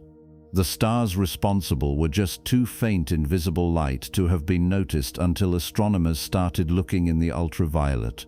Some SDB stars pulsate with periods as short as 90 seconds. 90 seconds? The entire star expands and contracts in less time than it takes to read a few paragraphs. Those pulsations are driven by instabilities in the outer layers, and they make hot subdwarfs incredibly useful for asterosemology, the study of stellar interiors through the analysis of oscillation modes. By measuring how the star vibrates, astronomers can infer details about its internal structure, the thickness of remaining hydrogen layers, the size of the helium core, and the rate at which it is fusing fuel. Hot subdwarfs have become laboratories for testing stellar evolution models in ways that are not possible with more normal stars. The atmospheres of hot subdwarfs are strange enough that they reveal processes that are invisible in cooler stars. Gravitational settling, where heavier elements sink toward the core, and radiative levitation, where radiation pressure pushes certain elements outward, both operate visibly in hot subdwarf atmospheres. The result is a surface composition that does not match the interior. Some elements are overabundant. Others are depleted. The patterns tell you how radiation interacts with matter at temperatures where atoms are partially ionized, and quantum mechanics starts dictating which elements stay put and which ones get pushed around. Hot subdwarfs are also potentially linked to Type 1a supernovae, the exploding white dwarfs that cosmologists use as distance markers to map the expansion of the universe. Some binary systems containing hot subdwarfs might be progenitors of Type 1a events. The exact pathway is uncertain, but the connection matters because understanding where Type 1a supernovae come from is critical to interpreting the data those explosions provide. If hot subdwarfs are part of the story, they are not just stellar oddities. They are participants in one of the most important processes in observational cosmology. The strongest factual split to hold on to is this: cool subdwarfs are ancient, metal-poor, population 2 stars that formed when the galaxy was young and carry the chemical signature of a universe still learning how to build heavy elements. Hot subdwarfs are stripped cores, post-red giant remnants left behind when binary interactions or mergers tore away the hydrogen envelope and exposed the helium-burning interior to space. Same name, completely different objects. One is a relic of the past. The other is a glimpse at the violent endgames binary stars play when they get too close. Subdwarfs are dim, easy to overlook, and represent a tiny fraction of the stellar population, but they are windows into timescales and processes we cannot observe directly. The cool ones tell us what the Milky Way looked like when it was still under construction. The hot ones show us what happens when stars lose their outer layers and burn down to the core in close binary systems. Both categories matter. Both are strange. And both are reminders that the cleanest categories we use to sort stars, main sequence, giant, dwarf, often have gaps and exceptions that turn out to be just as interesting as the rules. Moving up in luminosity and temperature brings us to stars that are impossible to miss, objects so bright and so blue that they dominate the regions of space where they form. Moving up in luminosity and temperature brings us to stars that are impossible to miss, objects so bright and so blue that they dominate the regions of space where they form. Blue giants, the blazing beacons, stars that burn so hot and so bright that they ionize the gas around them for dozens of light years in every direction, carving out bubbles of glowing plasma in the molecular clouds where they were born. These are not subtle objects. They are not the kind of star you overlook when scanning a stellar neighborhood. A single blue giant can outshine thousands of sun-like stars combined, flooding its surroundings with ultraviolet radiation intense enough to strip electrons off hydrogen atoms and light up entire nebulae. They are young, massive, and violent, and they do not last. The term blue giant is not as clean as it sounds. It is not a single well-defined category like red dwarf or white dwarf. It is a descriptive label, a broad classification that astronomers use to refer to hot, luminous stars sitting in a specific region of the Hertzsprung-Russell diagram. Most blue giants fall into spectral types O or B, the hottest classes, and luminosity classes 2 or 3, which places them above the main sequence but below the supergiants. That combination, hot surface temperature plus high luminosity, is what earns them the name. But the underlying physics varies. Some blue giants are still on the main sequence, fusing hydrogen in their cores the way the Sun does. Others have already exhausted their core hydrogen and moved into a post-main sequence phase where they are burning hydrogen in a shell around a contracting helium core. A few may have formed through stellar mergers or mass transfer in binary systems, skipping parts of the normal evolutionary track entirely. Blue giant is less a single star type and more a region on the map where several different kinds of hot, massive stars happen to cluster together. Surface temperatures for blue giants sit above 10,000 Kelvin. The coolest ones, the B-type stars near the boundary with white A-types, glow at around 10,000 to 11,000 Kelvin. The hottest, the O-types, and the blue supergiants that edge into the realm of hypergiants can reach temperatures between 30,000 and 50,000 Kelvin. For comparison, the Sun burns at 5,700 Kelvin. A blue giant at 30,000 Kelvin is more than 5 times hotter at the surface. That heat shifts the star's emission spectrum firmly into the blue and ultraviolet. Most of the light a blue giant produces is not visible to human eyes. It pours out in wavelengths shorter than anything we can see, ultraviolet photons energetic enough to break chemical bonds, ionize gas, and drive the chemistry of star-forming regions in ways that cooler stars simply cannot. Luminosity tracks with temperature in predictable ways, and blue giants are luminous. The faintest ones, sitting near the lower mass boundary, might shine at a few thousand times the sun's output. The brightest, the blue supergiants tipping over into the hypergiant category, can reach luminosities of 1 million solar luminosities or more. 1 million. A single star radiating as much energy per second as 1 million suns. From a distance, that kind of power makes blue giants visible across enormous spans of space. You can spot a blue supergiant from the other side of the galaxy if your telescope is good enough. They are cosmic lighthouses, markers of regions where massive star formation is happening or has recently happened. Mass is the driver. Blue giants typically weigh in at more than about 2 solar masses, and many of the brightest ones sit comfortably above 3 solar masses.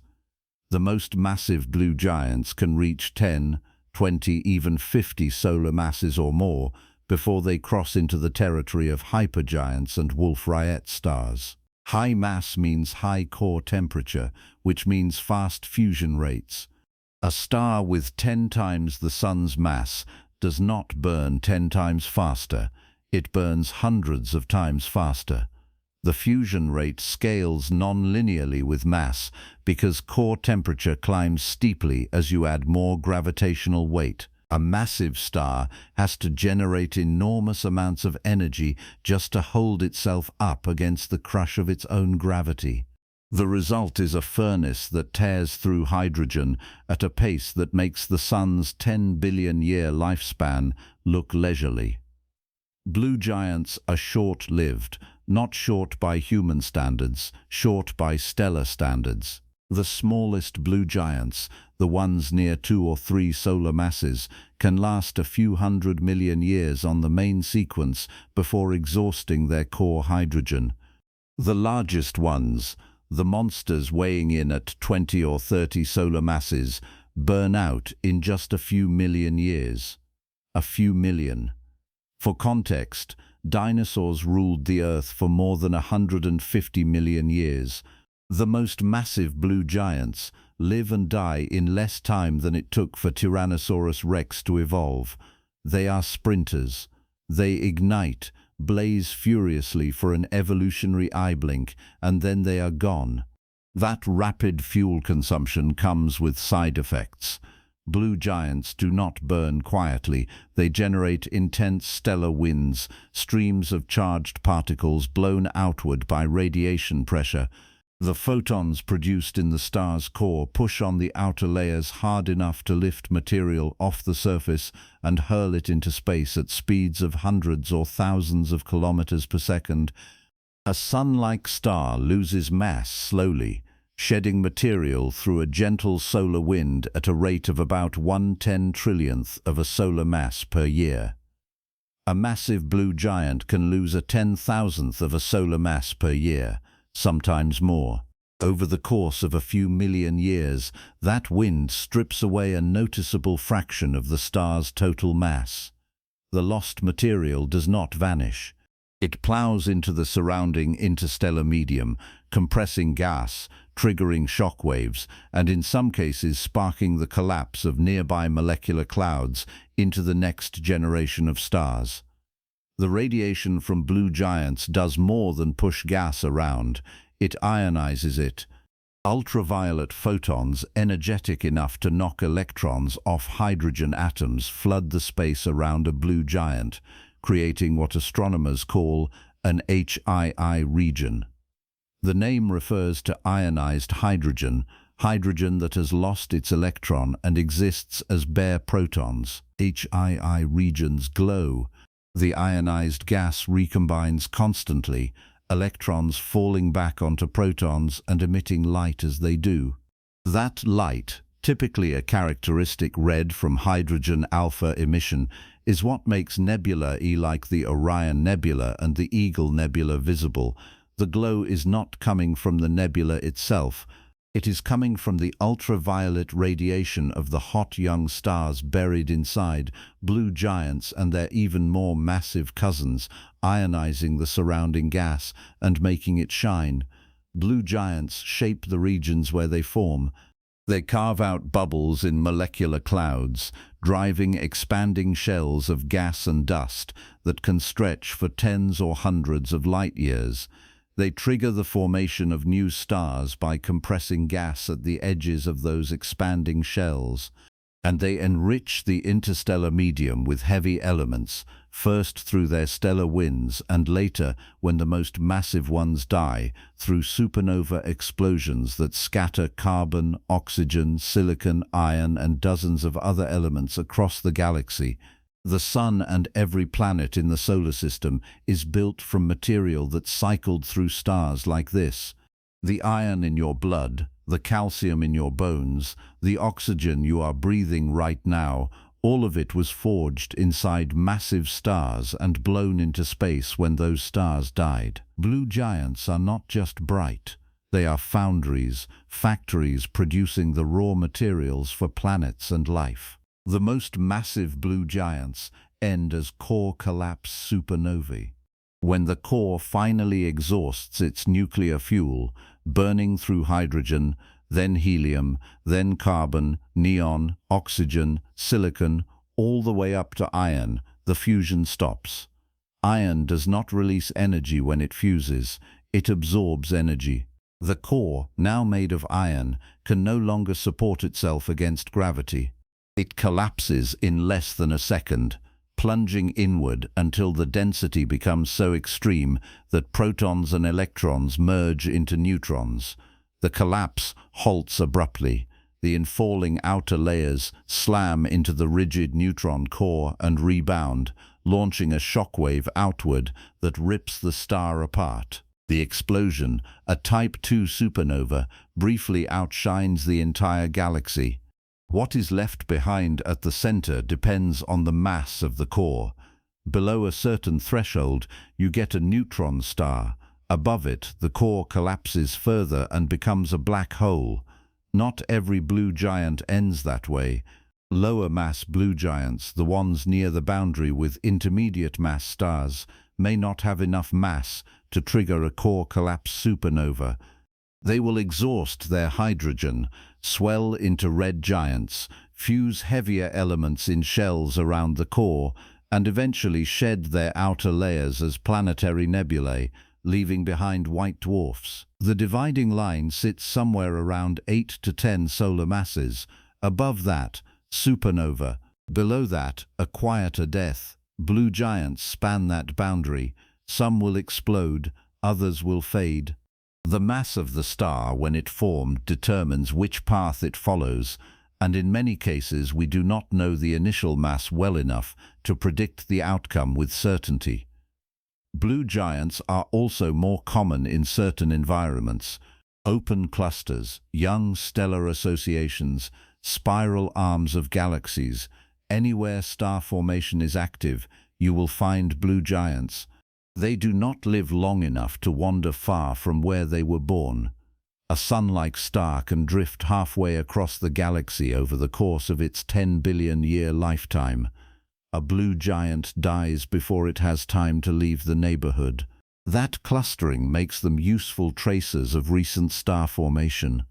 If you see blue giants, you know stars have been forming in that region within the last few million years. If you see only red giants and cooler main sequence stars, star formation shut down long ago. The binary connection is worth noting. Some research suggests that a fraction of blue giants, possibly a significant fraction, may have formed through stellar mergers or mass transfer in close binary systems. If two stars orbit tightly enough that one can pull material off the other as it expands, the star receiving the mass can become more luminous and hotter than it would have been on its own. The result can look like a blue giant even though the star did not follow the normal single-star evolutionary path. Binaries complicate everything in stellar astrophysics. They are more common than isolated stars, and the interactions between binary companions produce outcomes that single-star models do not predict. Blue giants are no exception. What defines a blue giant more than anything else is its presence. These stars are loud. They flood their surroundings with light and energy. They reshape molecular clouds. They trigger star formation. They produce the heavy elements that make rocky planets possible. And then they die, sometimes quietly, sometimes in explosions visible across the universe.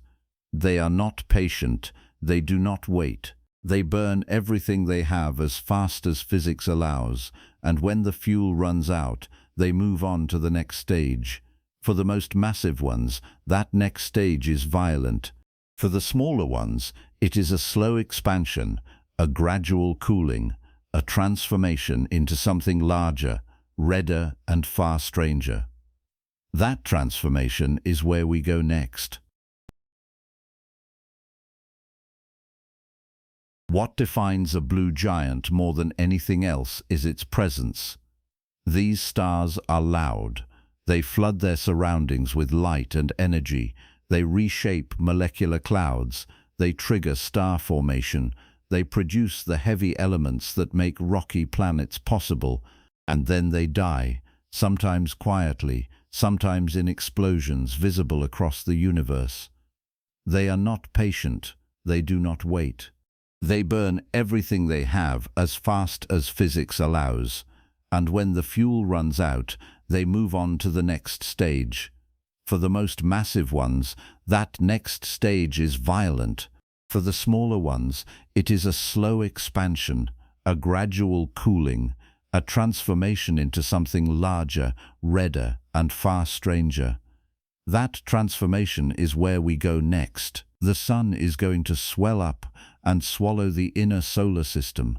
Not tomorrow, not in your lifetime or your children's lifetime or in any time frame that intersects with the existence of our species, but in roughly 5 billion years, give or take a few 100 million, the sun will begin a transformation so dramatic that the star you see in the sky today will become unrecognizable. It will expand. The surface will push outward, hundreds of times larger than it is now, bloated and cool and glowing dull red. Mercury will be consumed, Venus will vanish, and Earth, sitting at the inner edge of what used to be the habitable zone, will either be engulfed entirely or stripped down to a scorched, airless cinder orbiting inside the outer envelope of a dying star. This is not speculation. This is not a worst-case scenario.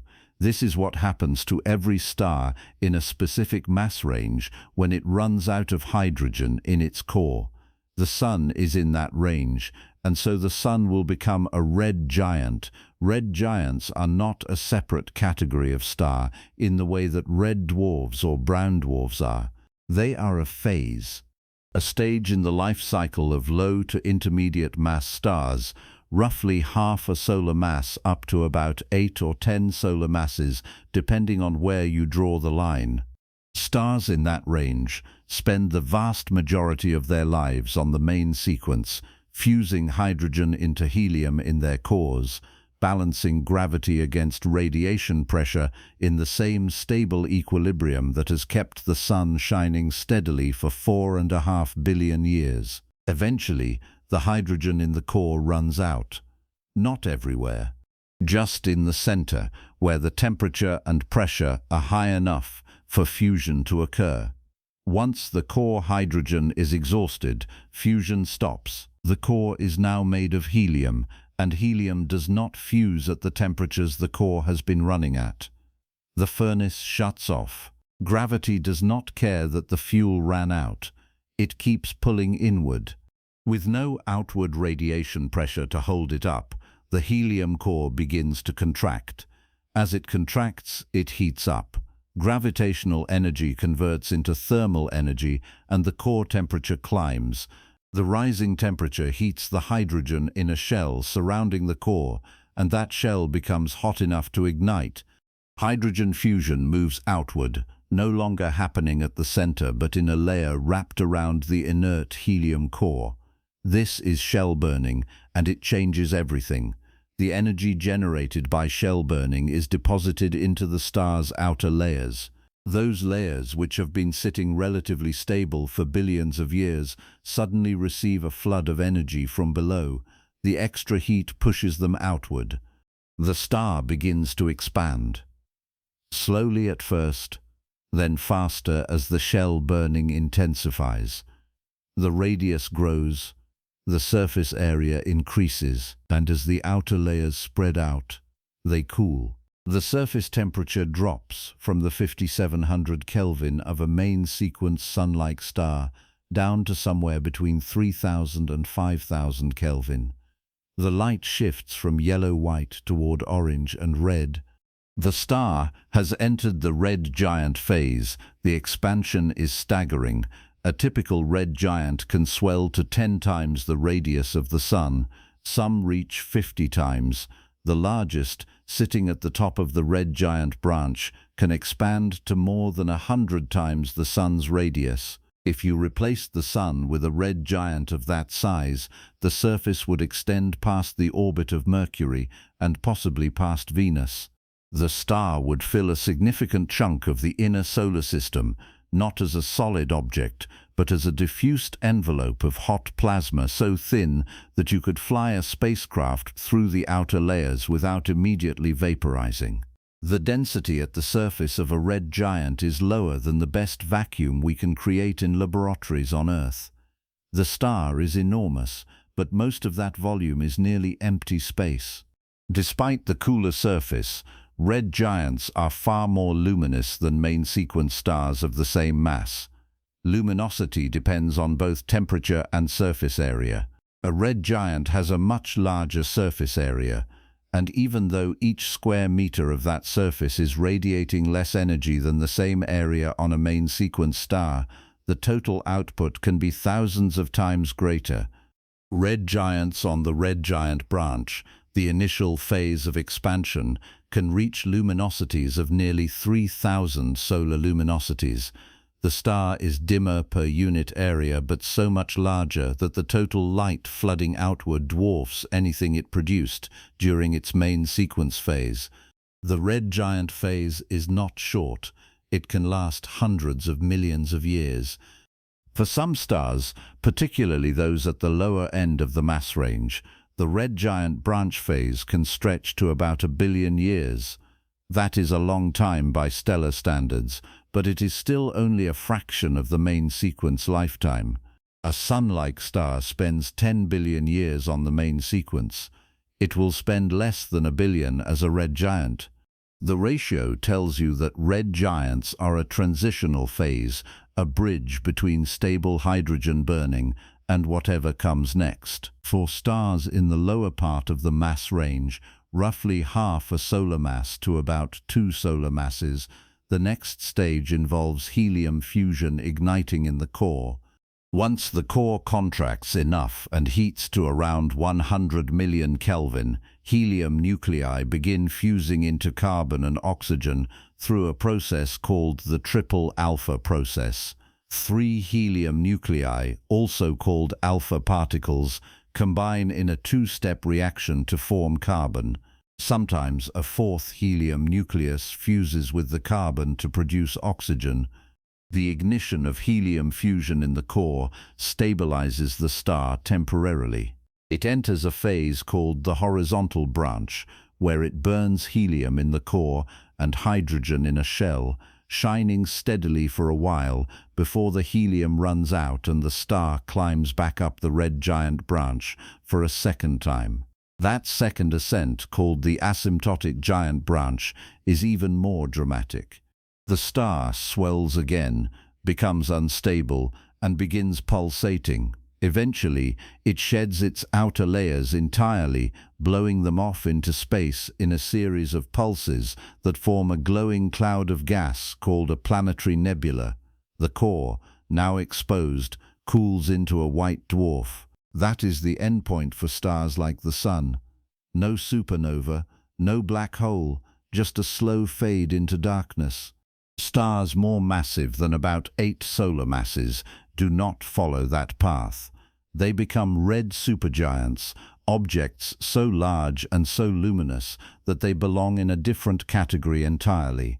We will get to those. For now, the focus is on the stars that become red giants, the ones that swell, cool, and ultimately die quietly. The Sun's red giant phase is expected to begin in about 5 billion years. Current models predict the Sun will expand to roughly 100 to 170 times its current radius. That places the surface somewhere between the current orbits of Venus and Earth. Whether Earth survives depends on factors that are difficult to model precisely. The Sun will lose mass during the red giant phase, shedding material through an intense stellar wind. Less mass means weaker gravity, which means the planet's orbits will drift outward. Earth might spiral outward fast enough to avoid being engulfed, or it might not. Even if Earth escapes being swallowed, the increased solar luminosity will boil away the oceans, strip the atmosphere, and bake the surface to temperatures where rock softens and flows. Nothing we recognize as life will survive. The biosphere will be sterilized long before the Sun's surface reaches Earth's orbit. The name red giant is slightly misleading. These stars are not necessarily the reddest objects in the sky. They are cooler than main sequence stars, yes, and their light skews toward the red end of the spectrum. But the term giant refers more to size than color. A red giant is giant because it has expanded to enormous dimensions, not because it is unusually red. The coolest red giants, sitting near 3000 Kelvin, do glow a deep red. Others, warmer and still part-way through their expansion, look more orange or even yellow-orange. The color varies depending on where the star sits in the red giant phase. Red giants reshape their surroundings. The stellar wind, driven by radiation pressure and pulsations in the outer layers, blows material into space at speeds of tens of kilometers per second. That wind carries away a significant fraction of the star's mass over the course of the red giant phase. The lost material does not vanish. It drifts outward, cools, condenses into dust grains, and eventually mingles with the interstellar medium. Some of that dust will be swept up by the next generation of stars and planets. The atoms in your body right now cycled through stars that became red giants, shed their outer layers and scattered that material back into the galaxy. Red giants are not just dying stars. They are recycling centers, feeding processed elements back into the cosmic supply chain. The timescale for all of this is so long that it feels abstract. 5 billion years, a billion-year-long red giant phase.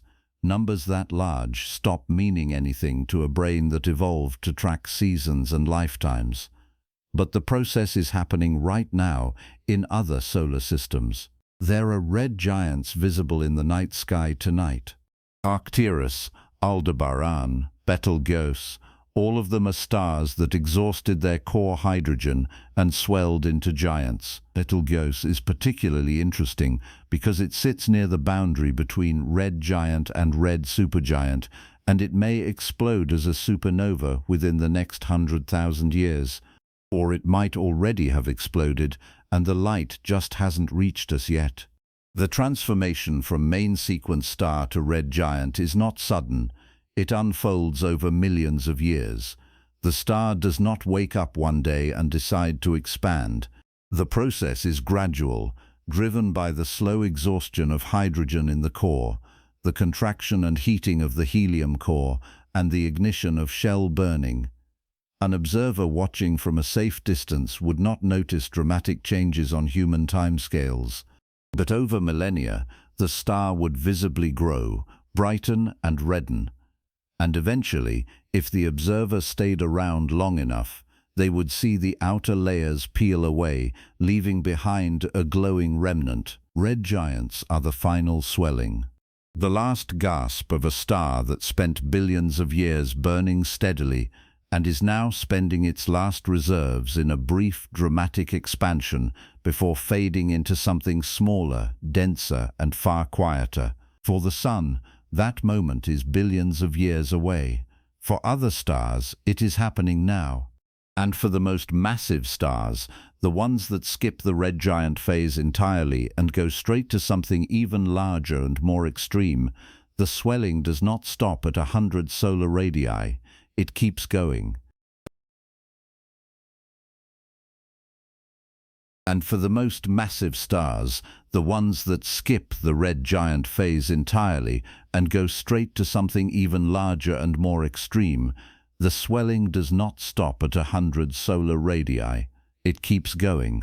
But before we arrive at those truly colossal objects, we need to talk about the stars that sit just below that threshold. The ones that are massive enough to burn ferociously, hot enough to glow blue-white, and luminous enough to outshine entire clusters of smaller stars combined, blue supergiants, the hottest titans, stars so extreme that their very existence reshapes the space around them, and their deaths seed the galaxy with every heavy element necessary for planets and life. Blue supergiants sit near the upper left corner of the Hertzsprung-Russell diagram, the region reserved for the hottest and most luminous objects in the stellar catalogue.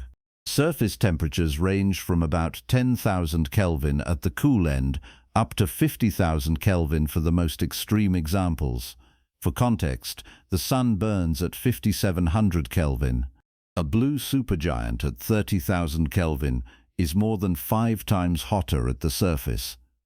That heat shifts the star's emission spectrum firmly into the blue and ultraviolet, with most of the energy output pouring out in wavelengths human eyes cannot detect.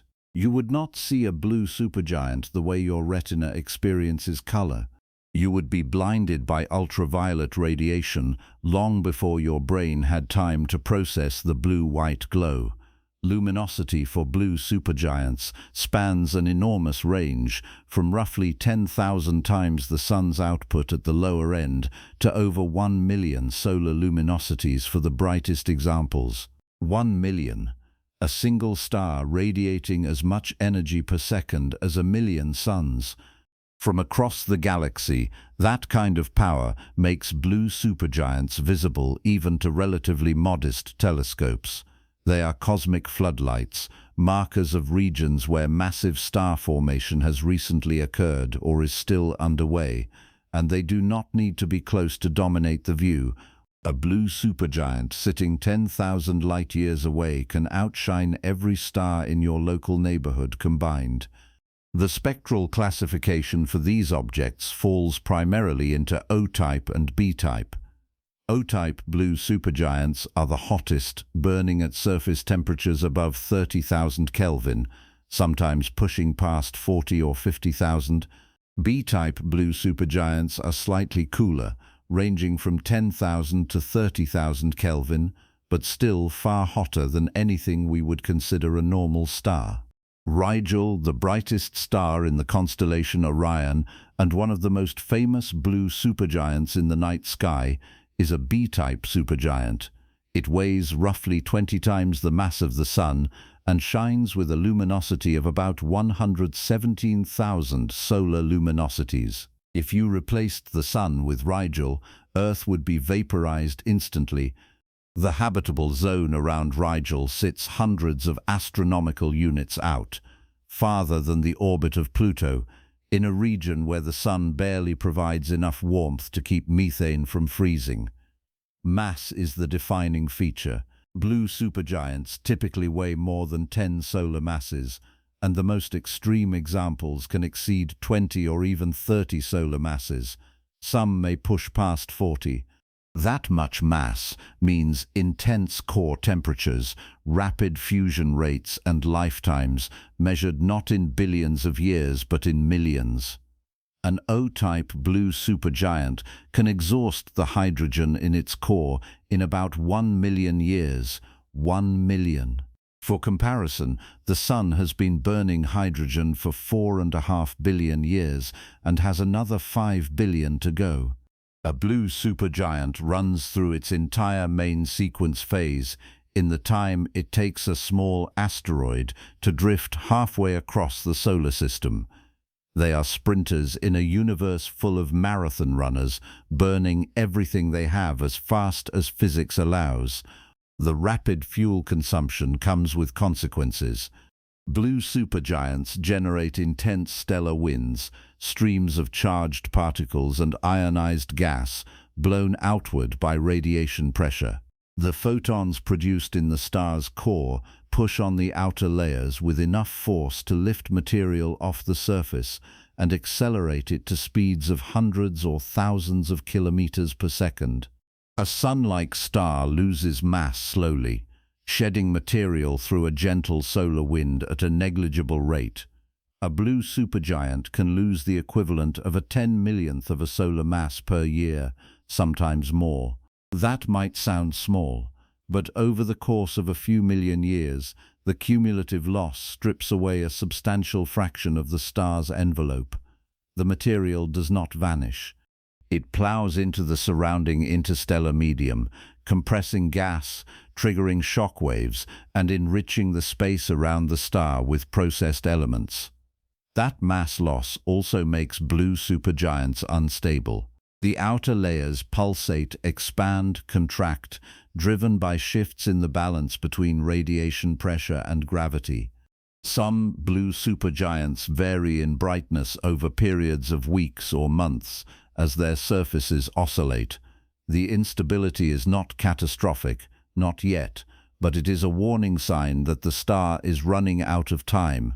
The core is burning through heavier and heavier elements, fusing hydrogen into helium, helium into carbon and oxygen, carbon into neon and magnesium, working its way up the periodic table toward iron. And when the core fills with iron, the fusion stops. Iron does not release energy when it fuses, it absorbs energy. The moment the core becomes dominated by iron, the star has seconds left. Blue supergiants die as Type II supernovae. The core collapses in less than a second, plunging inward until protons and electrons merge into neutrons, and the density spikes to levels found nowhere else in the universe except inside neutron stars and black holes.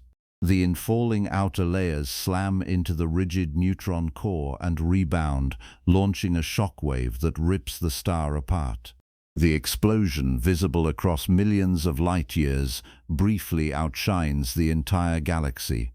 What remains at the center depends on the mass of the core. If the core weighs less than about 3 solar masses, the collapse halts and a neutron star is born. If the core is heavier, nothing can stop the collapse. The core keeps falling inward past the neutron star threshold, past the point where any known force can hold it up, and it becomes a black hole. The most massive blue supergiants, the ones weighing 30 solar masses or more, are almost certain to leave behind black holes when they die. The core is too heavy for a neutron star to form. The collapse goes all the way. And the black hole that results can weigh 10, 20, even 30 solar masses, far heavier than the black holes produced by smaller stars. These stellar mass black holes are the seeds that eventually grow into the intermediate mass black holes detected by gravitational wave observatories like LIGO, and possibly into the supermassive black holes sitting at the centers of galaxies billions of years later. The heavy elements scattered by a blue supergiant's death are the reason rocky planets exist. Carbon, oxygen, silicon, magnesium, iron, nickel, all of it forged in the core of a massive star and blown into space when the star exploded. The Sun and every planet in the solar system, including Earth, is built from the debris of stars that lived and died before the solar system formed. The iron in your blood, the calcium in your bones, the oxygen in the air, all of it cycled through at least one massive star, possibly several, before ending up here. Blue supergiants are not just bright. They are foundries, factories producing the raw materials for everything that comes after them. One of the more surprising discoveries about blue supergiants came from a 2024 study that analyzed 59 of these objects and found evidence suggesting that more than half of them may have formed not through single-star evolution, but through stellar mergers.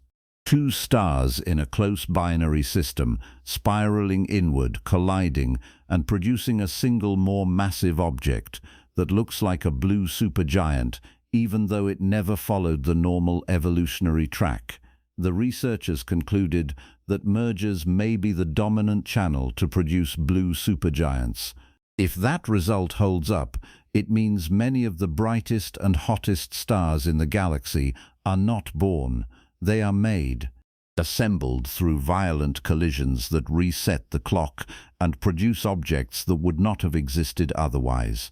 Deneb, another famous blue supergiant visible in the summer sky, sits so far away that its light takes more than 1,500 years to reach Earth. And yet it is one of the brightest stars in the night sky, shining with a luminosity estimated at over 100,000 times the Sun's output. If Deneb were placed at the same distance as Sirius, about 8.5 light years away, it would cast shadows at night and be visible during the day. It would dominate the sky the way the moon does, except it would be a point source, a single blinding star outshining everything else. Blue supergiants are rare. They represent a tiny fraction of the total stellar population, maybe 1 in a million stars. But their influence is outsized.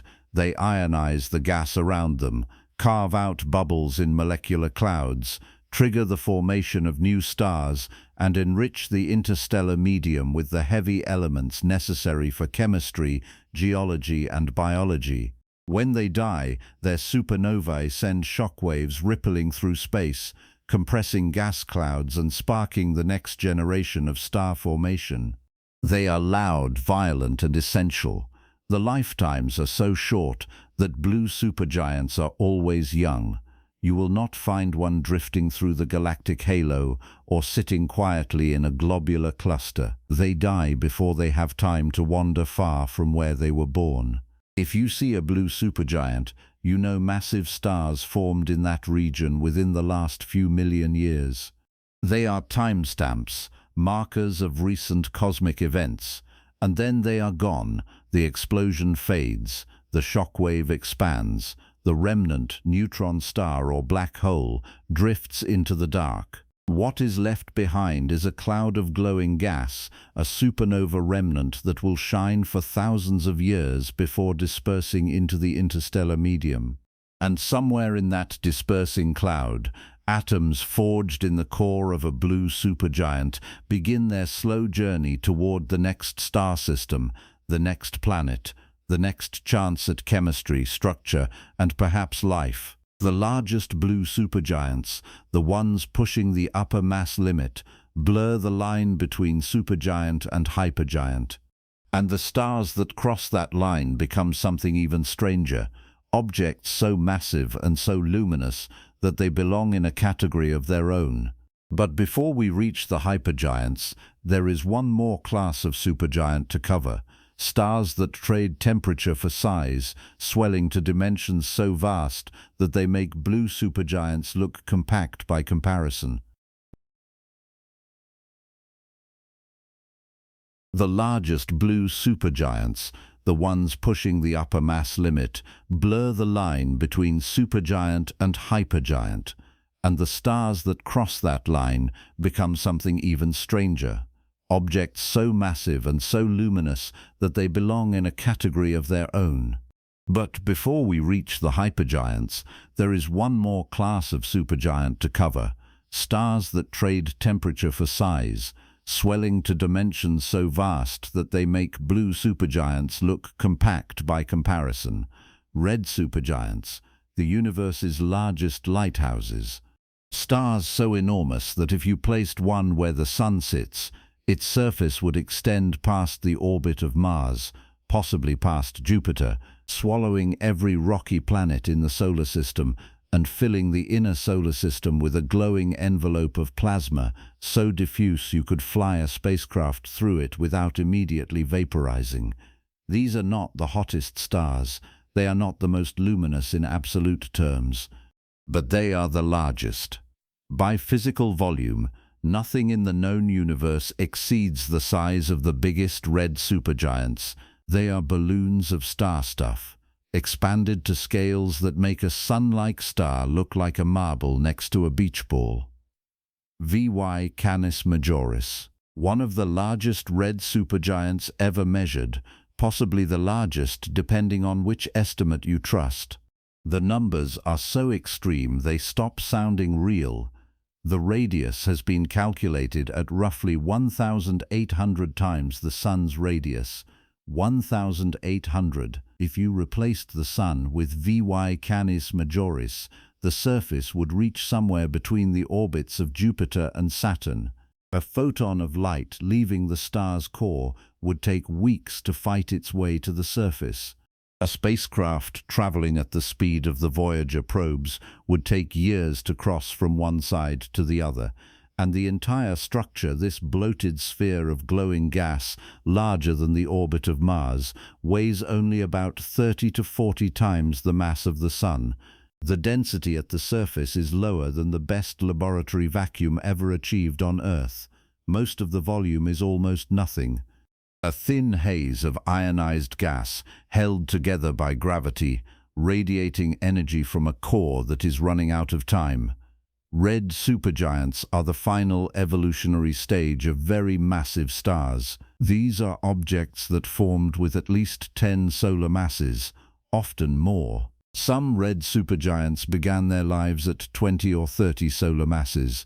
A few may have started at 40. They spent their main sequence phase as blue or blue-white stars, hot and luminous, fusing hydrogen in their cores at a ferocious rate. That phase did not last long. A star with 10 solar masses burns through its core hydrogen in about 30 million years. A star with 20 solar masses does it in less than 10 million. And when the hydrogen runs out, the transformation begins. The core, now composed of helium, contracts under its own weight. As it contracts, it heats up. Gravitational energy converts into thermal energy, and the temperature climbs until it reaches roughly 100 million Kelvin. At that point, helium ignites. 3 helium nuclei fuse together in a two-step process called the triple alpha reaction, producing carbon. Sometimes, a 4th helium nucleus fuses with the carbon to form oxygen. The ignition of helium fusion stabilizes the core temporarily, but it also dumps enormous amounts of energy into the star's outer layers. Those layers, heated from below, expand outward. The star swells, the radius increases, the surface area grows by orders of magnitude, and as the outer layers spread out and thin, they cool. Surface temperature drops from 10,000 or 20,000 Kelvin down to somewhere between 3,500 and 4,500 Kelvin. The star shifts from blue-white to orange, then deep red. It has become a red supergiant. The transformation is not instant, but it is fast by stellar standards. A massive star can go from blue supergiant to red supergiant in a few 100,000 years. Once it reaches the red supergiant phase, it stays there for anywhere from a few 100,000 years to a few million years depending on its mass and how quickly it burns through the heavier elements in its core. That might sound like a long time. It is not. Not compared to the billions of years a sun-like star spends on the main sequence. Red supergiants are in the final act. The curtain is about to fall. Despite their cool surfaces, red supergiants are extraordinarily luminous. Luminosity depends on both temperature and surface area. A red supergiant has a much lower surface temperature than a blue supergiant, which means each square meter of the surface radiates less energy. But the total surface area is so vast that the overall energy output dwarfs almost anything else in the galaxy. VY Canis Majoris shines with a luminosity of roughly 500,000 times the Sun's output. 500,000. A single star radiating as much energy per second as 500,000 suns. From the right distance, that kind of power makes red supergiants visible across the entire galaxy. They are beacons, lighthouses marking the locations of massive stars nearing the end of their lives. The core of a red supergiant is a furnace running on borrowed time. After helium, the core contracts again and heats until it ignites carbon. Carbon fuses into neon and magnesium. Then neon ignites, fusing into oxygen and magnesium. Then oxygen, producing silicon and sulfur.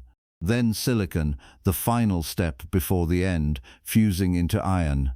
Each stage burns faster than the one before it. Helium burning can last a few 100,000 years. Carbon burning lasts a few thousand years. Neon burning lasts about a year.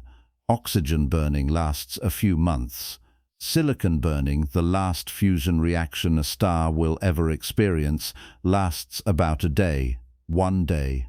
And then the core is iron, and fusion stops. Iron is the end of the line. Fusing iron does not release energy, it absorbs energy. The core, now composed of iron, can no longer support itself against gravity. There is no outward radiation pressure to hold it up. The core collapses in less than a second. The temperature and density spike to levels found nowhere else in the universe except inside neutron stars and black holes. Protons and electrons merge into neutrons. The collapse halts abruptly when the core reaches neutron degeneracy pressure, the point where quantum mechanics forbids further compression. The infalling outer layers slam into the rigid neutron core and rebound, launching a shockwave that tears the star apart. The explosion is a Type II supernova.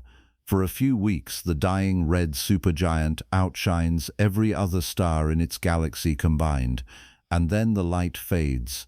What remains at the center is either a neutron star or, if the core was heavy enough, a black hole. Betelgeuse is the most famous red supergiant in the night sky. It sits in the constellation Orion, the bright red star marking the hunter's shoulder. Betelgeuse is enormous, with a radius estimated at somewhere between 600 and 900 solar radii, depending on which measurement you trust. It is also relatively close, only about 540 light-years away, close enough that when it explodes, and it will explode, the supernova will be visible from Earth in broad daylight. It will be brighter than the full moon. It will cast shadows at night, and it will stay visible for weeks before fading. We do not know when that explosion will happen. Could be tomorrow. Could be 100,000 years from now.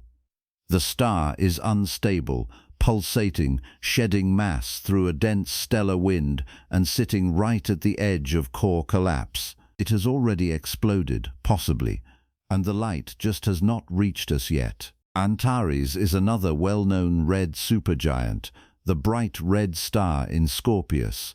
Like Betelgeuse, it is massive, luminous, and nearing the end of its life. Both stars are first magnitude red supergiants, meaning they are among the brightest stars visible to the naked eye, and both are ticking clocks, counting down to supernova. Red supergiants lose mass at prodigious rates. The surface gravity is so low and the radiation pressure so high that the outer layers are only barely bound to the star. Stellar winds, slow and dense compared to the fast, thin winds of blue supergiants, peel away the envelope and carry it into space. A red supergiant can lose the equivalent of 1/10,000th of a solar mass per year. Over the course of a few 100,000 years, that adds up. Some red supergiants shed a substantial fraction of their total mass before they explode, surrounding themselves with shells of ejected material that glow faintly in infrared. The heaviest red supergiants, the ones that began life at 30 or 40 solar masses, will leave behind black holes when they die. The core is too massive for a neutron star to form. The collapse goes all the way. Stars at the lower end of the red supergiant mass range, around 10 to 15 solar masses, are more likely to produce neutron stars. The dividing line sits somewhere around 20 to 25 solar masses. Above that, black hole. Below that, neutron star. The exact cutoff depends on details we do not fully understand, including how much mass the star loses before it explodes, and how the supernova explosion itself affects the core. Red supergiants are the final beacons before the lights go out. They mark the moment when a massive star has burned through everything it can burn and is about to collapse under its own weight. They are not stable. They pulsate, flicker, shed mass, and drift through the final few 100,000 years of their existence as bloated, unstable giants that could explode at any moment. And when they do, they seed the galaxy with every element heavier than helium, scattering carbon, oxygen, silicon, iron, and dozens of others across light years of space. Those elements will eventually be swept up by the next generation of stars and planets. The iron core of Earth, the oxygen you are breathing, the calcium in your bones, all of it cycled through stars like this. Red supergiants are not just large, they are essential. They are the reason rocky planets exist. They are the reason life is possible.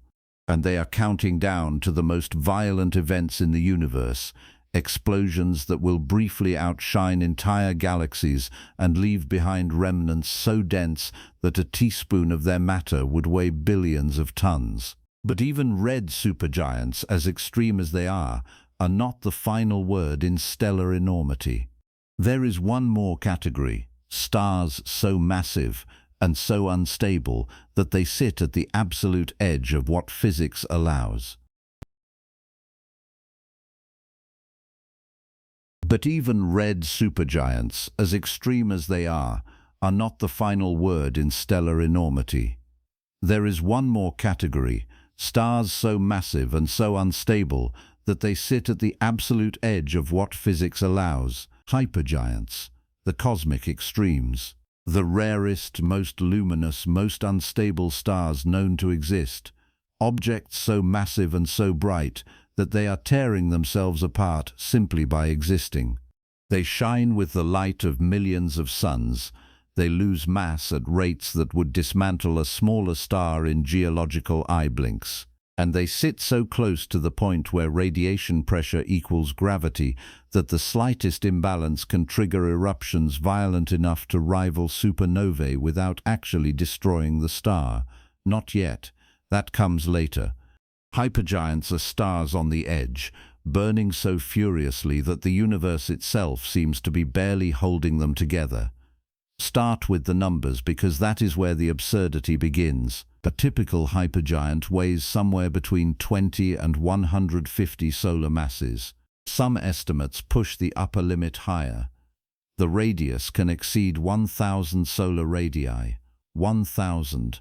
If you placed the largest hypergiants where the Sun sits, the surface would extend past the orbit of Jupiter, possibly past Saturn. The volume would be large enough to fit 10 billion suns inside. 10 billion. Not metaphorically, literally. You could pack 10 billion objects the size of our Sun into the interior of the largest hypergiants and still have room left over. The scale is so extreme that calling them stars feels inadequate. They are structures, temporary assemblies of plasma held together by gravity and radiation pressure in a balance so fragile that it can collapse at any moment. Luminosity follows the same pattern of excess. Eta Carinae, one of the most famous hypergiants in the Milky Way, radiates roughly 4 million times the energy output of the Sun. 4 million. A single star putting out as much light every second as 4 million suns combined. From Earth, sitting more than 7,000 light-years away, Eta Carinae is one of the brightest stars in the southern sky. If it were placed at the distance of Sirius, about 8.5 light-years out, it would be visible during the day, brighter than the full moon, casting shadows at noon. The amount of energy pouring out of that object every second is enough to vaporize anything within light-years. The habitable zone, if such a concept even applies, would sit so far from the star that calling it an orbit feels generous. You would need to be hundreds or thousands of astronomical units away just to avoid being fried by ultraviolet radiation. That kind of luminosity comes with a cost. Hypergiants sit near the Eddington limit, the point where the outward pressure from radiation equals the inward pull of gravity. Most stars operate well below that limit. The Sun, for example, generates enough radiation pressure to hold itself up, but gravity is still firmly in control. Hypergiants are different. They are running so hot and radiating so intensely that the photons streaming outward from the core are physically pushing against the star's outer layers hard enough to nearly lift them off. The result is that hypergiants are not stable. They flicker, they pulsate, they erupt. They shed mass in violent outbursts that blow off layers of the star's envelope and hurl them into space at speeds of hundreds of kilometers per second.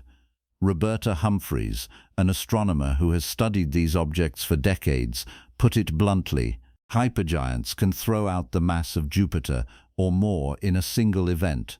The mass of Jupiter, an entire gas giant planet's worth of material ejected in one eruption. And those eruptions are not rare. Hypergiants experience them regularly, sometimes multiple times over the course of a few 100,000 years. The ejected material does not vanish. It forms vast clouds of gas and dust surrounding the star, shells that can extend to 10,000 times the distance from the Earth to the Sun. 10,000 astronomical units, that is a light-year and a half. A single star surrounded by a bubble of its own discarded mass stretching across distances that would take light more than a year to cross.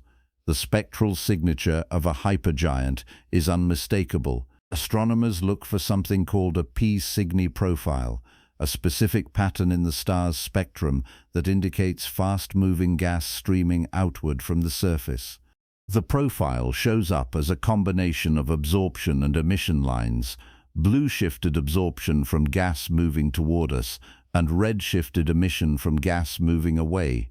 It is the fingerprint of a star losing mass at extreme rates, and it shows up in almost every hypergiant ever observed. The winds are not gentle. They are dense, fast, and relentless, carrying away the equivalent of 1/10,000th of a solar mass per year, sometimes more. Over the course of a few 100,000 years, a hypergiant can lose 10 or 20 solar masses, shedding a substantial fraction of its original envelope before it even reaches the final collapse. That mass loss is part of what makes hypergiants so variable. The outer layers are barely bound to the star. Radiation pressure pushes them outward. Gravity pulls them back. The star swells and contracts, brightens and dims, sometimes on timescales as short as weeks or months. VY Canis Majoris, one of the largest red hypergiants ever measured, has been observed to change in brightness by more than a magnitude over the course of a few years. Ulskuti, another red hypergiant, pulsates with a period of roughly 740 days, swelling and shrinking as the outer layers respond to changes in radiation pressure from below. These are not small adjustments. The radius can change by tens of percent. The surface temperature shifts. The luminosity swings wildly.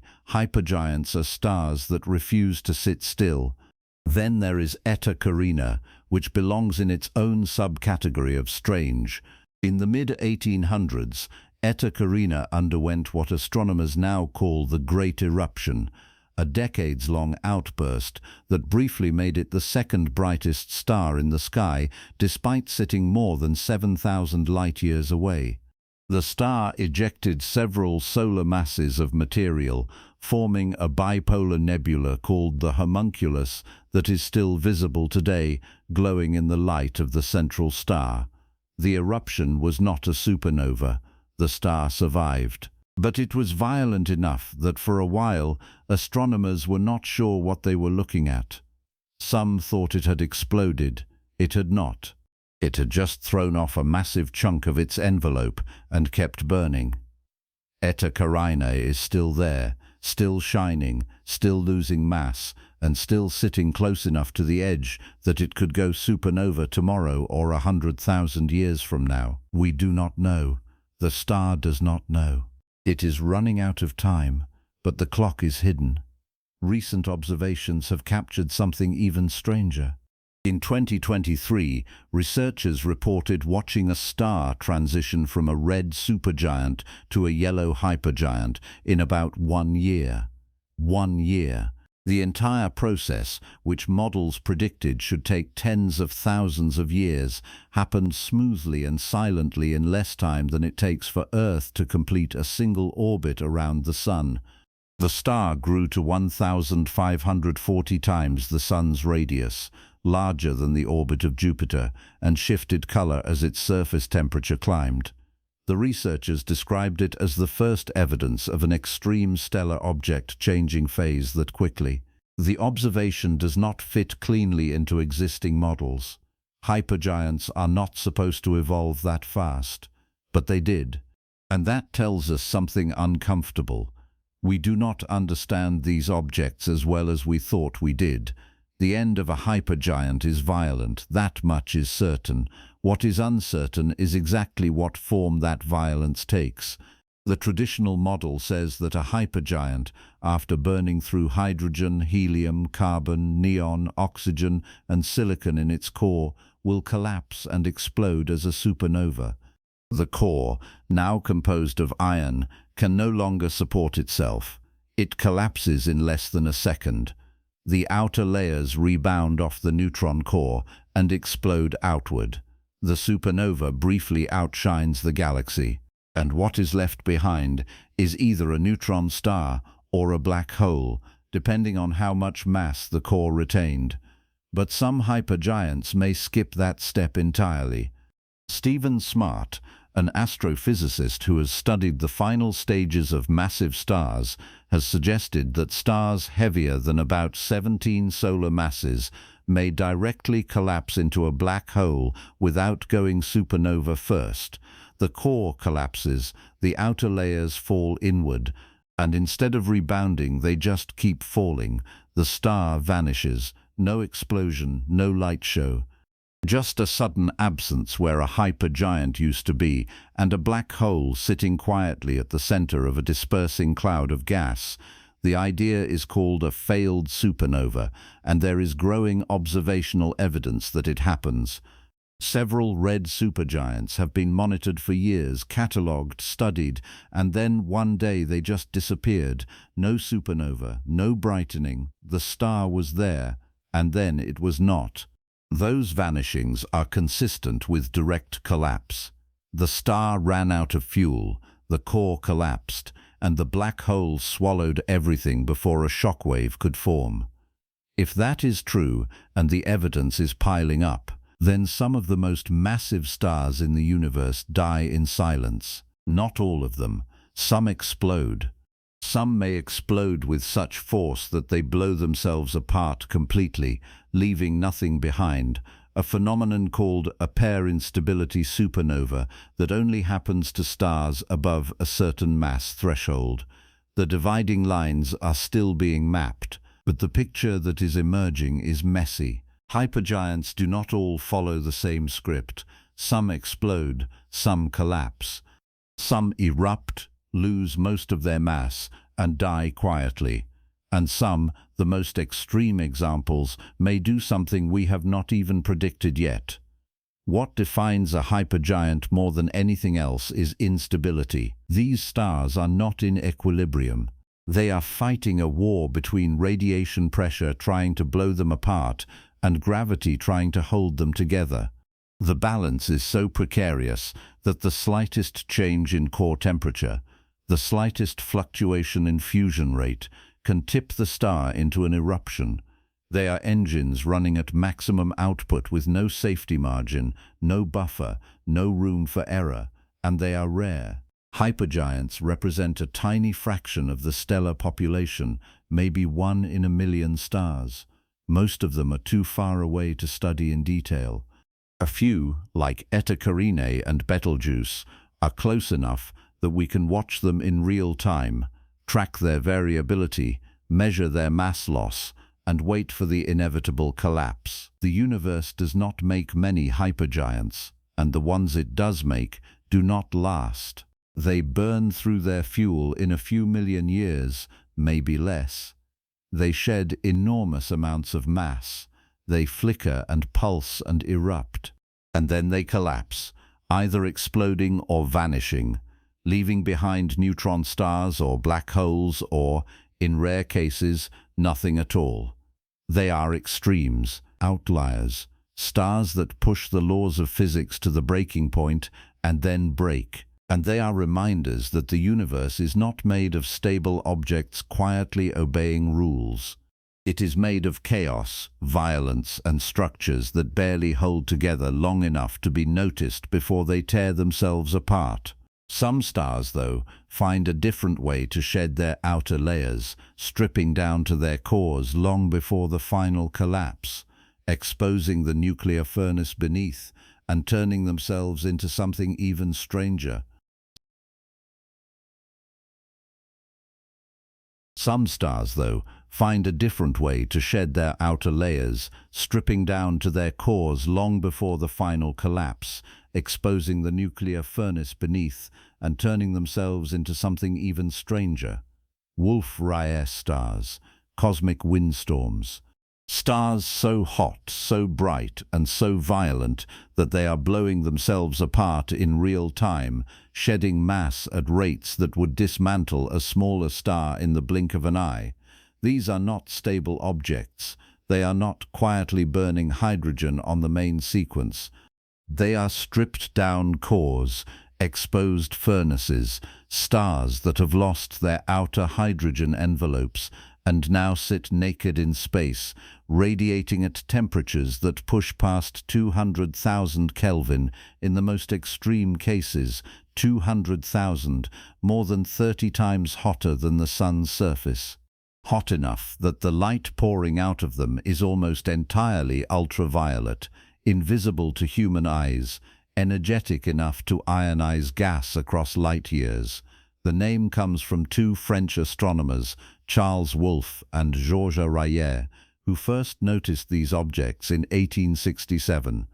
They were studying the spectra of stars, splitting starlight into its component wavelengths the way a prism splits sunlight into a rainbow. Most stars show narrow absorption lines, dark gaps where specific wavelengths have been absorbed by elements in the star's atmosphere. Wolf and Rayet found something different. The spectra they were looking at showed broad emission lines, bright bands indicating that ionized gas was streaming outward from the star at high velocity. The lines were so wide and so bright that they dominated the spectrum. This was not normal. This was a star doing something no one had seen before. What they had discovered was a class of objects that had already lost most of their hydrogen. The outer layers, the envelope that makes up most of a normal star's volume, had been stripped away. What remained was the core, a sphere of helium mixed with carbon, oxygen and nitrogen, all of it processed through nuclear fusion and now exposed to space. The surface of a Wolf-Rayet star is not made of hydrogen. It is made of the ashes of fusion, the byproducts of a stellar furnace that has already burned through the lightest element and moved on to heavier ones. You are looking at the inside of a star while it is still alive. The stripping happens through stellar winds, not the gentle solar wind that the sun produces, shedding a negligible amount of mass over billions of years. Wolf-Rayet winds are torrents. They blow off material at speeds of thousands of kilometers per second, fast enough that the gas can cross the distance from the Earth to the Moon in less time than it takes to finish reading this sentence. And the mass loss rate is staggering. A typical Wolf-Rayet star sheds the equivalent of one solar mass every 100,000 years. One solar mass. The entire weight of our Sun, blown into space in a time span shorter than it takes for a small ice age to come and go on Earth. Some Wolf-Rayet stars lose 50 to 90% of their original mass over the course of the Wolf-Rayet phase. They are dismantling themselves atom by atom, and they do it so fast that by the time they finally collapse into a supernova, half the star is already gone. The winds are driven by radiation pressure. The core of a Wolf-Rayet star is so hot and the fusion rate so intense that the photons streaming outward push against the star's outer layers hard enough to lift them off. The star is essentially too bright to hold itself together. The light it produces is physically blowing its own mass into space. And because the outer layers have already been stripped down to helium and heavier elements, there is no hydrogen left to absorb that radiation gently. The photons slam directly into ionized helium, carbon and oxygen, accelerating those atoms to escape velocity and hurling them outward. The result is a star surrounded by a dense, fast-moving shell of gas that glows brightly in ultraviolet and emission lines. Astronomers classify Wolf-Rayet stars into three main subtypes based on what elements dominate their spectra. WN stars, nitrogen-rich, where the surface is flooded with nitrogen produced by the CNO cycle, the fusion process that converts carbon, nitrogen and oxygen into helium in hot, massive stars. WC stars, carbon-rich, where the surface shows strong carbon and oxygen emission lines, indicating that the star has burned through its helium and is now exposing the products of helium fusion. And WA stars, oxygen-rich, the rarest subtype, where oxygen emission dominates and the star is running so hot that even carbon has been mostly burned away. Each subtype is a snapshot of a different stage in the same process. The star is burning deeper into its core, exposing progressively heavier elements, counting down to the moment when it runs out of fuel entirely. Surface temperatures for Wolf-Rayet stars start at about 20,000 Kelvin for the coolest examples and climb all the way to 210,000 Kelvin for the hottest. NASA describes them as among the hottest stars known, and that is not an exaggeration. Most of the light they produce is in wavelengths shorter than anything the human eye can detect. You would not see a Wolf-Rayet star the way you see the sun or a red giant. You would be bathed in ultraviolet radiation, ionizing the air around you, breaking molecules apart, long before your retina had a chance to register the faint blue-white glow leaking into the visible spectrum. Luminosity tracks with temperature, and Wolf-Rayet stars are luminous. The faintest examples shine at thousands of times the sun's output. The brightest can reach several million solar luminosities. Several million, a single star radiating as much energy every second as millions of suns combined. That kind of power makes them visible across the galaxy. You can spot a Wolf-Rayet star from tens of thousands of light-years away if your telescope is sensitive to ultraviolet. And the energy output is not just brightening the star, it is carving out the space around it, ionizing gas, compressing clouds, and triggering the collapse of nearby molecular material into the next generation of stars. The winds create structures, nebulae, bubbles, shells of glowing gas blown outward by the relentless pressure of the stellar wind. One example, WR31A, sits surrounded by a nebula that looks like a cosmic bubble, a glowing sphere of ionized gas expanding outward from the central star. The bubble is not a static shell. It is still moving, still being pushed by the wind, still growing, and the gas inside that bubble is enriched with heavy elements. Carbon, oxygen, nitrogen, all of it processed through the core of the star and scattered into space. When that gas eventually disperses and mingles with the interstellar medium, it will be swept up by the next generation of stars and planets.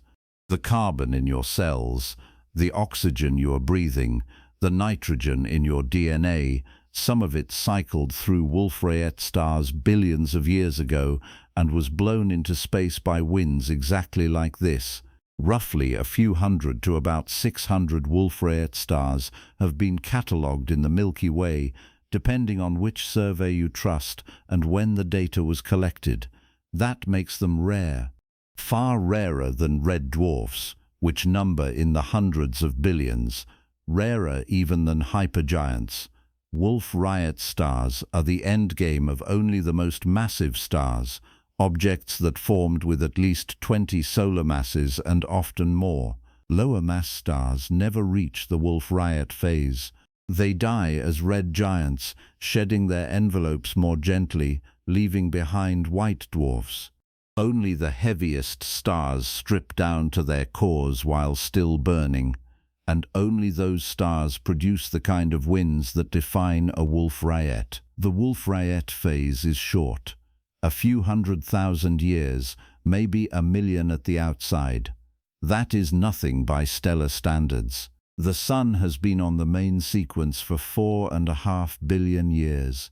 A Wolf-Rayet star runs through its entire phase in less time than it takes for a small crater to erode on Earth. And when the phase ends, the star collapses. The core, now composed of iron, can no longer support fusion. The furnace shuts off. Gravity wins. The core collapses in less than a second, and the star explodes as a Type II supernova. Or, if the core is heavy enough, it collapses straight into a black hole without exploding at all. Either way, the Wolf-Rayet star does not survive. It is a warm-up act to a big supernova, in the words of one astronomer. A preview of the violence to come. There is a caveat. Not every object classified as a Wolf-Rayet star fits the stripped core model. Some WN stars, called WNH stars, still have hydrogen in their cores. They show Wolf-Rayet-like emission lines because of their intense winds and high temperatures, but they have not yet lost their hydrogen envelopes. They are massive main-sequence stars that happen to look like Wolf-Rayet stars because they are running so hot and so bright that their winds mimic the behavior of a true stripped core object. The distinction matters because it means the Wolf-Rayet classification is not a single clean category. It is a collection of stars at different evolutionary stages that happen to share similar spectral features. The classic Wolf-Rayet star, the one with no hydrogen left, is the endgame. The WNH star is still in the middle of its life. Both get lumped under the same name, and that has caused confusion in the literature for decades. What makes Wolf-Rayet stars conceptually important is what they tell us about the final moments before a massive star dies. They are laboratories for studying pre-supernova conditions, environments where the core is exposed, where the fusion products are visible, where the winds are strong enough to reshape the surrounding space, and they are essential for understanding how the galaxy got enriched with heavy elements. Every atom heavier than helium in your body was made inside a star. A significant fraction of that material cycled through Wolf-Rayet winds before ending up here.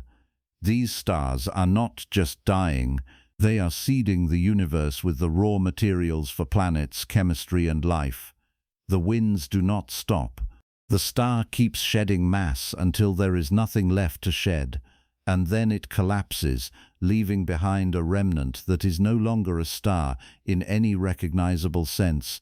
No fusion, no light, just a dense, cooling core that will radiate away its leftover heat over trillions of years. That remnant is where we go next. The winds do not stop. The star keeps shedding mass until there is nothing left to shed, and then it collapses, leaving behind a remnant that is no longer a star in any recognizable sense. No fusion, no light, just a dense, cooling core that will radiate away its leftover heat over trillions of years. That remnant is where we go next. Not every star dies in an explosion. Not every stellar death reshapes the galaxy with a shockwave visible across millions of light years. Most stars, the vast majority, end quietly. They exhaust their fuel, they puff off their outer layers, and what remains at the center is a hot, dense ember about the size of Earth but weighing as much as the Sun, a white dwarf.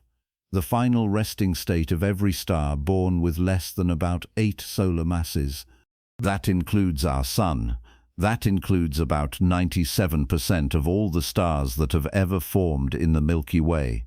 When the light finally goes out, when the fusion stops and the outer layers drift away, this is what is left. A ball of carbon and oxygen compressed to densities so extreme that a teaspoon of the material would weigh 5.5 tons if you somehow transported it to Earth's surface. 5.5 tons in a teaspoon, roughly the weight of an adult elephant crammed into a volume you could hold in your hand. White dwarfs are not stars in the way we have been using that word. They are not fusing anything. The furnace is off. The hydrogen is gone. The helium is gone. The nuclear reactions that defined the star's life have stopped permanently. What you are looking at is a corpse. But it is a corpse that glows, radiating heat left over from the star's final act, slowly cooling over timescales so long that the universe has not existed long enough to finish the process. Not once, not anywhere. Here is how you make one. Start with a star like the Sun. Let it burn hydrogen on the main sequence for 10 billion years. When the core hydrogen runs out, the star swells into a red giant, burning hydrogen in a shell around an inert helium core. Eventually the core heats up enough to ignite helium fusion. The star enters a phase called the horizontal branch, fusing helium into carbon and oxygen while still burning hydrogen in a shell above that. The helium burns for a few 100 million years, then it runs out. The core, now composed of carbon and oxygen, contracts and heats. But it never gets hot enough to ignite carbon fusion. Stars below about 8 solar masses cannot generate the core temperatures needed to fuse carbon. The contraction stops, fusion stops, and the core just sits there inert, supported not by heat or gas pressure, but by quantum mechanics. Electron degeneracy pressure, that is the support mechanism. Electrons, packed so tightly in the core that quantum mechanics forbids them from occupying the same energy state, resist further compression. Not because they are pushing against each other thermally, but because the rules of quantum mechanics do not allow 2 electrons to be in the same place at the same time. The core reaches a density where the electrons are as close together as physics allows, and at that point the collapse halts. The object stabilizes. It is being held up by the structure of reality itself, by principles that operate below the scale of atoms and molecules, in the realm where particles stop behaving like objects and start behaving like probability distributions. NASA put it plainly. So our white dwarf survives, not by internal fusion, but by quantum mechanical principles that prevent its complete collapse. That is the key fact. White dwarfs do not burn, they do not generate energy, they just radiate away the heat they still have, cooling gradually from the outside in, glowing from leftover thermal energy that will take tens of billions of years to dissipate fully. The outer layers of the star do not stick around for this. While the core is contracting and stabilizing into a white dwarf, the envelope, the hydrogen and helium that made up most of the star's volume, gets blown off. Not in a supernova, not violently. The star pulsates, driven by instabilities in the shell burning layers, and those pulsations push the outer envelope outward. The material drifts away, expanding into space, forming a glowing shell of ionized gas lit from within by the ultraviolet radiation of the hot core. That shell is what we call a planetary nebula. The name is misleading. It has nothing to do with planets. Early astronomers looking through small telescopes thought these objects looked like the disks of planets, so the name stuck. What you are actually seeing is a star's outer layers spreading out into space, leaving the core exposed at the center. The nebula fades over a few tens of thousands of years, the gas disperses, and what is left is the white dwarf, sitting alone cooling. The size is shocking when you first run the numbers. A typical white dwarf is about the same diameter as Earth, roughly 12,700 kilometers across. But the mass is not Earth's mass, it is the Sun's mass, or close to it. Most white dwarfs weigh between 0.5 and 0.7 solar masses. Some are lighter, down around 0.3 solar masses. A few are heavier, approaching 1.4 solar masses, which is the upper limit. That limit, called the Chandrasekhar limit, is the point where electron degeneracy pressure can no longer hold the object up. Above 1.4 solar masses, the electrons get forced into the protons, forming neutrons, and the object collapses into a neutron star. Below that limit, the white dwarf is stable indefinitely. It will sit there cooling for trillions of years without changing its structure. Pack the mass of the Sun into an object the size of Earth, and the density climbs to about 1 billion kilograms per cubic meter. 1 billion. For comparison, Earth's average density is about 5,500 kilograms per cubic meter. A white dwarf is roughly 200,000 times denser than Earth. Gravity at the surface is brutal, about 350,000 times stronger than Earth's gravity. If you were standing on the surface of a white dwarf, which you could not do because you would be crushed instantly, you would weigh roughly 35 million kilograms, 35,000 tons. The gravitational pull is so intense that atoms at the surface are compressed and distorted, and light leaving the surface gets gravitationally redshifted, stretched to longer wavelengths by the sheer strength of the gravity well. Temperature at formation can exceed 100,000 Kelvin. That makes a newborn white dwarf hotter than almost any main sequence star. The heat is not coming from fusion. It is leftover thermal energy from the final stages of the star's life, trapped in the dense core. The white dwarf glows white-hot, sometimes blue-white, radiating intensely in ultraviolet. Over time, the surface cools. The color shifts from blue-white to white, then yellow, then red. Eventually, after tens of billions of years, possibly hundreds of billions, the white dwarf cools below the point where it emits visible light. It becomes a black dwarf, a cold, dark sphere of carbon and oxygen drifting silently through space. That is the theory. No black dwarfs have ever been observed, not one. The universe is only about 13.8 billion years old. The oldest white dwarfs we have found are still glowing faintly. They have not had time to cool all the way. The ESA notes this explicitly. White dwarfs are predicted to become black dwarfs but the universe is likely too young for any to have formed yet. That timeline tells you something about the scale of stellar death. Even after the star stops fusing, even after the outer layers blow away and the core is exposed, the cooling process takes longer than galaxies have existed. White dwarfs are patient. They are the longest-lived objects in the universe that still glow with their own light. And when the last one finally fades, when the last white dwarf in the cosmos cools into a black dwarf, the universe will be so old and so cold that calling it a different place feels inadequate. It will be unrecognizable, dark, empty, and silent. White dwarfs in binary systems behave differently. If a white dwarf has a companion star, and if the two orbit close enough that the white dwarf's gravity can pull material off the companion, the white dwarf begins to accrete. Hydrogen from the companion's outer layers spirals down onto the white dwarf's surface, piling up in a thin layer. When enough hydrogen accumulates, the temperature and pressure at the base of that layer become high enough to ignite fusion. The entire surface layer explodes in a runaway thermonuclear reaction. The white dwarf brightens suddenly, flaring up by thousands of times, then fades back over the course of weeks. That flare is called a nova, not a supernova, a nova.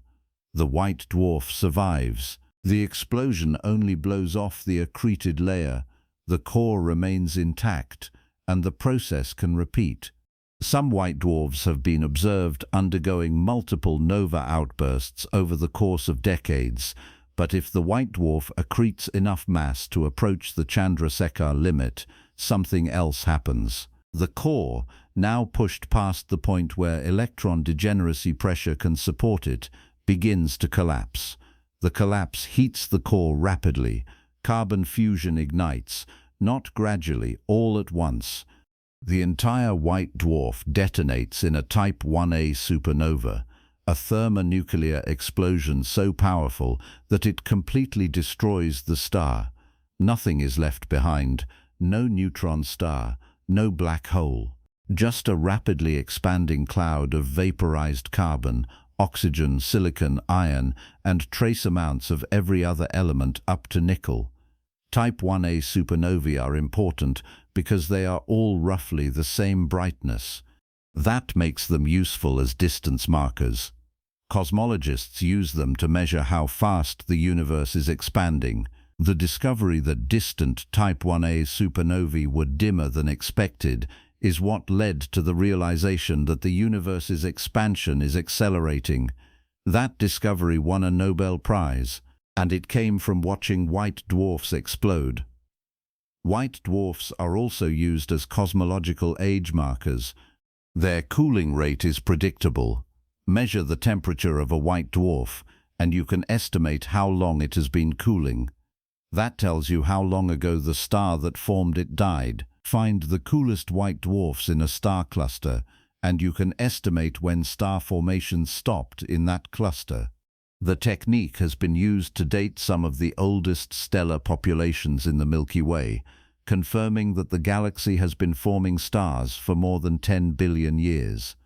The composition is almost always carbon and oxygen. That is what helium fusion produces. 3 helium nuclei fuse to form carbon. 4 helium nuclei fuse to form oxygen.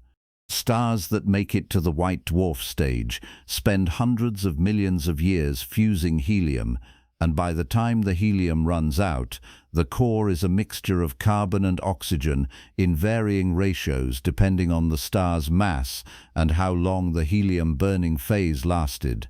Some white dwarfs have thin surface layers of hydrogen or helium left over from the outer envelope. Those layers are incredibly thin, sometimes only a few kilometers deep on an object that is 12,000 kilometers across. Most of the mass is carbon and oxygen, packed so tightly that the material behaves more like a crystal than a gas.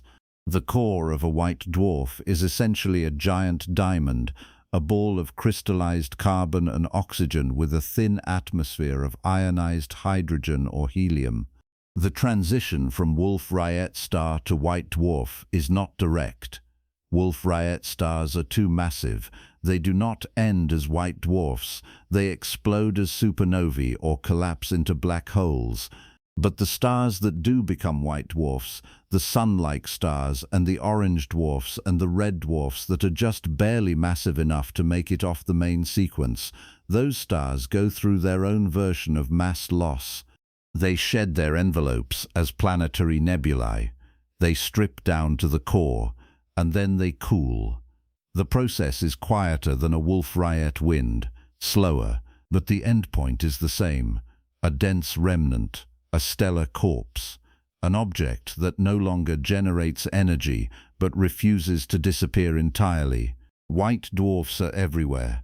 There are billions of them in the Milky Way alone. Most are too faint to see without a telescope.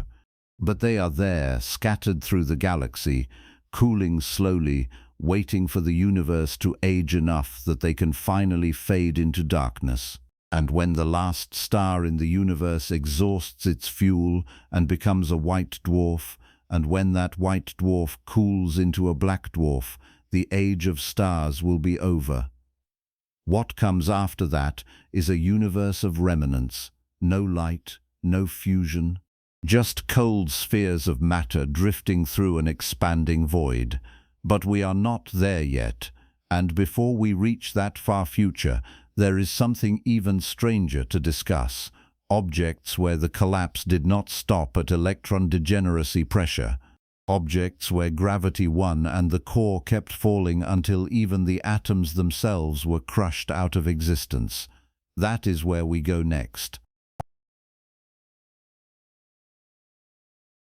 Objects where the collapse did not stop at electron degeneracy pressure. Objects where gravity won and the core kept falling until even the atoms themselves were crushed out of existence. That is where we go next. A neutron star is what happens when a massive star runs out of options. The core collapses.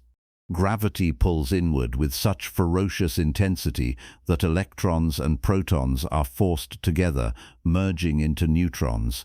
The atoms that made up the star, the basic building blocks of matter that define everything from planets to people, stop existing.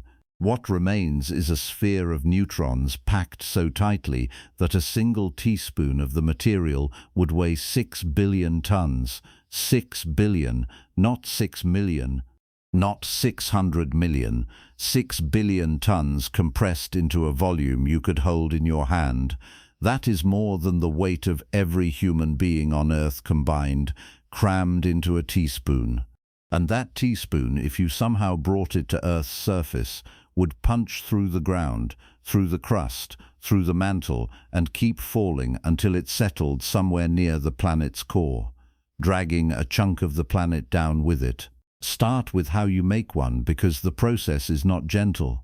Take a massive star, something in the range of 8 to 20 or 30 solar masses, depending on whose estimate you trust. Let it burn through its hydrogen, then helium, then carbon, neon, oxygen, silicon, fusing heavier and heavier elements until the core fills with iron. Iron is the end of the line. Fusing iron does not release energy, it absorbs energy. The furnace shuts off. Radiation pressure, the outward force that has been holding the star up against gravity for millions of years, disappears. Gravity wins. The core collapses in less than a second. The collapse is catastrophic. The core, weighing about 1.5 solar masses, plunges inward, shrinking from roughly the size of Earth to about 20 kilometers across, in less time than it takes to blink. 20 kilometers. The entire mass of a star, compressed into a sphere smaller than most cities. The density spikes to levels found nowhere else in the observable universe except inside black holes. Protons and electrons, squeezed together by pressures that exceed anything achievable in a laboratory by orders of magnitude, merge into neutrons. The atomic structure that defines matter collapses. What is left is a sea of neutrons, packed so tightly that they are essentially touching. And at that point, quantum mechanics steps in and says no further. Neutron degeneracy pressure. That is the mechanism holding a neutron star up. Neutrons, like electrons, are fermions. They obey the Pauli exclusion principle, the quantum rule that forbids two identical particles from occupying the same quantum state. Once the neutrons are packed as tightly as physics allows, they resist further compression, not because they are pushing against each other thermally, but because the structure of reality will not let them get any closer. The collapse halts, the core stabilizes, and what you have is a neutron star, an object so dense that it makes a white dwarf look like a cloud of vapor. The numbers are absurd. A typical neutron star weighs between 1 and 2 solar masses. The radius sits somewhere around 10 to 20 kilometers. Pack the mass of the Sun into a sphere that's small, and the density climbs to roughly 500 million tons per cubic centimeter. 500 million tons in a sugar cube. NASA's Imagine the Universe portal put it plainly. One sugar cube of neutron star material would weigh about 1 trillion kilograms. 1 trillion. For comparison, the entire human population weighs roughly 600 million kilograms combined. A sugar cube of neutron star material outweighs humanity by more than 1,000 to 1. The teaspoon analogy is where the scale becomes visceral. Different sources give different numbers depending on what volume they assume and how they model the internal structure, but the range is consistently ridiculous. The US Department of Energy's explainer says a teaspoon of neutron star material would weigh 10 million tons. Astronomy Trek, citing a small matchbox-sized piece, gives a figure of 3 billion tons. And the 6 billion ton figure used in the title of this chapter sits comfortably within the range of estimates floating around the popular science literature. The exact number depends on the mass of the neutron star, the equation of state governing the internal pressure, and what depth you are sampling. But the order of magnitude does not change. A teaspoon of neutron star material weighs billions of tons, billions. That is not a metaphor. That is the actual density of the object. Gravity at the surface is brutal, about 200 billion times stronger than Earth's gravity. If you were standing on the surface of a neutron star, which you could not do because you would be flattened into a layer of atoms a few nanometers thick, you would weigh roughly the same as a small mountain. Light leaving the surface gets gravitationally redshifted, stretched to longer wavelengths by the sheer depth of the gravity well. Time itself runs slower. A clock on the surface of a neutron star ticks measurably slower than a clock orbiting far away. General relativity is not optional here. It is the dominant effect shaping how the object behaves. The collapse that forms a neutron star releases energy. Enormous amounts of it. Most of that energy comes out as neutrinos, ghostly particles that barely interact with matter, and stream outward from the collapsing core at nearly the speed of light. Symmetry magazine notes that in the first few seconds after core collapse, the neutrino energy output can equal the total light emitted by all the stars in the observable universe combined. All the stars. For a few seconds, a single collapsing core outshines the entire cosmos in neutrinos. Most of those neutrinos pass through the Earth without interacting with a single atom. A small fraction get detected by neutrino observatories buried deep underground, and that is how we know supernova core collapse is happening in real time. We catch the neutrinos. The light from the explosion takes hours to break through the outer layers of the dying star. The neutrinos get out first. What remains after the supernova fades is the neutron star, spinning rapidly, radiating heat, and glowing faintly in X-rays from leftover thermal energy. The spin is inherited from the original star. As the core collapses, conservation of angular momentum spins it up the same way a figure skater spins faster when they pull their arms in. A star that was rotating once every few weeks can collapse into a neutron star spinning hundreds of times per second. The fastest known neutron star rotates at about 700 revolutions per second. 700. The entire object, 20 kilometers across and weighing as much as the Sun, completes a full rotation in less time than it takes to say the word rotation. The surface is moving at a significant fraction of the speed of light. Material at the equator is being held down by gravity alone. If the neutron star spun much faster, centrifugal force would tear it apart. The magnetic field is equally extreme.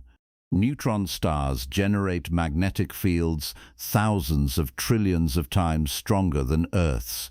The field strength ranges from about 10,000 teslas at the low end to 10 billion teslas for the most extreme examples.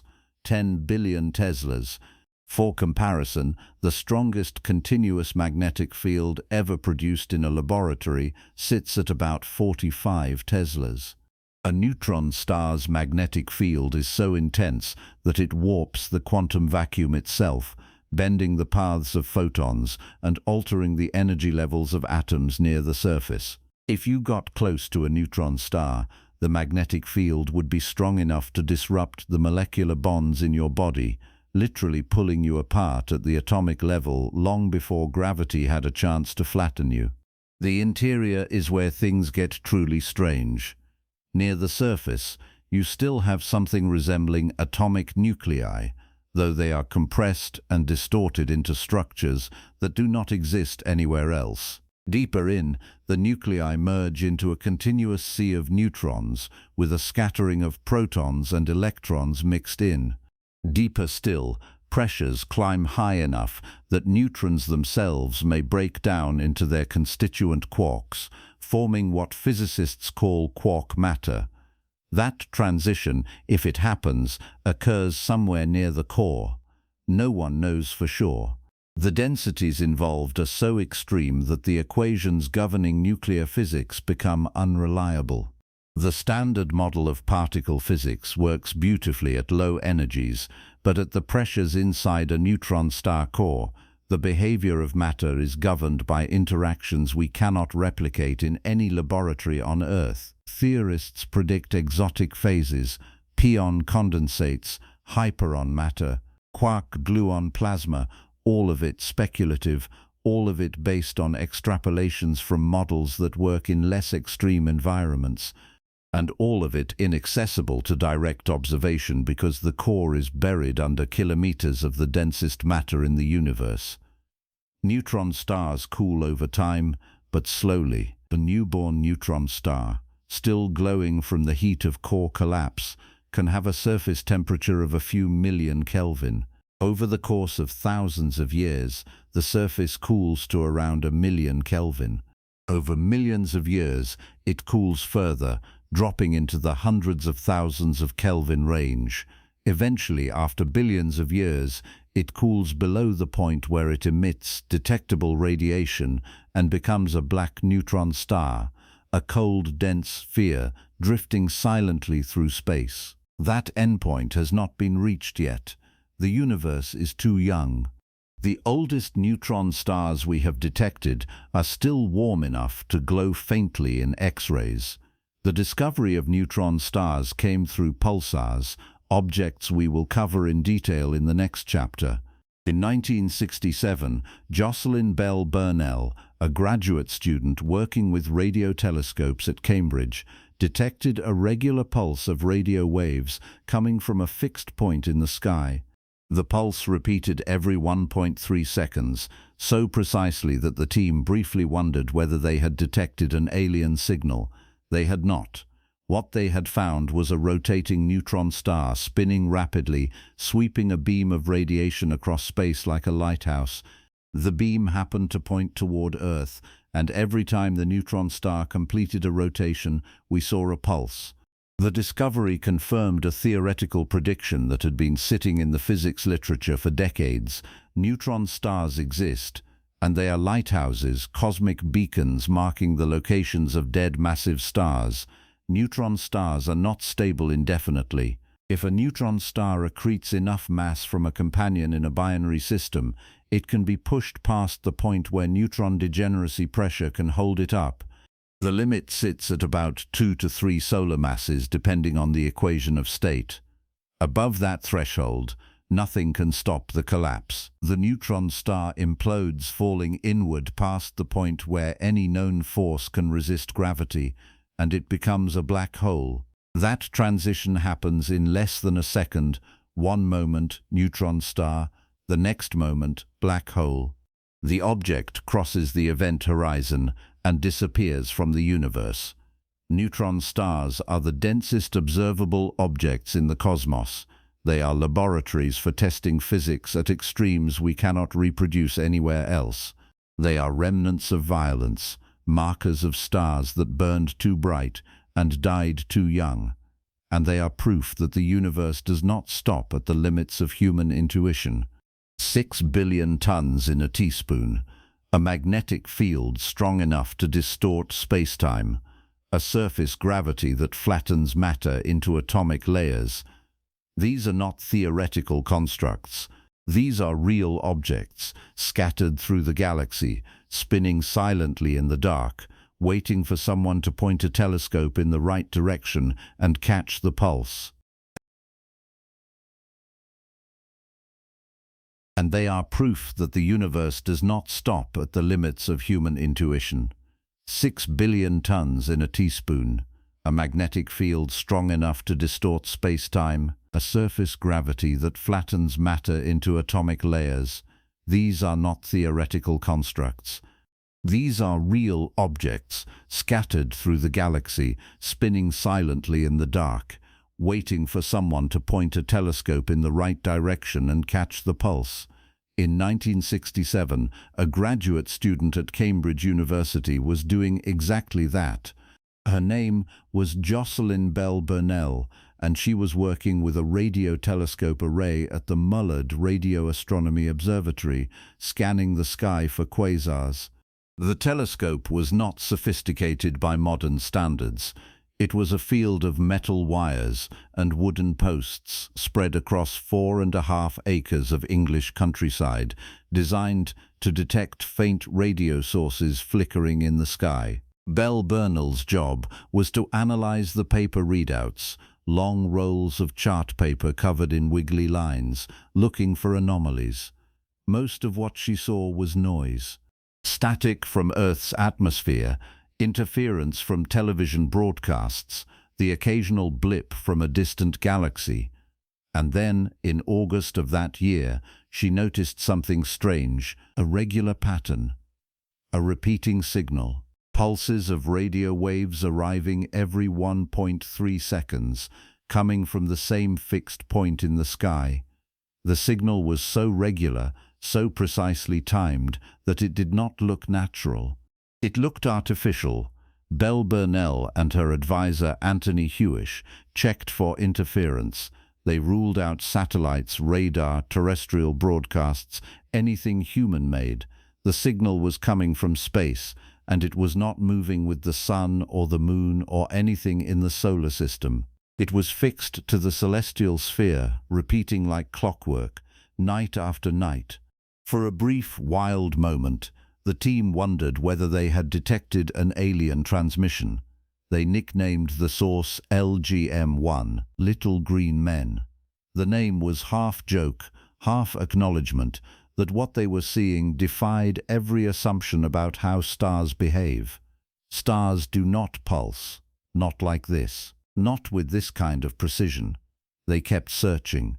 Within a few months, Bell Burnell found 3 more sources, all of them pulsing with different periods, all of them coming from different parts of the sky.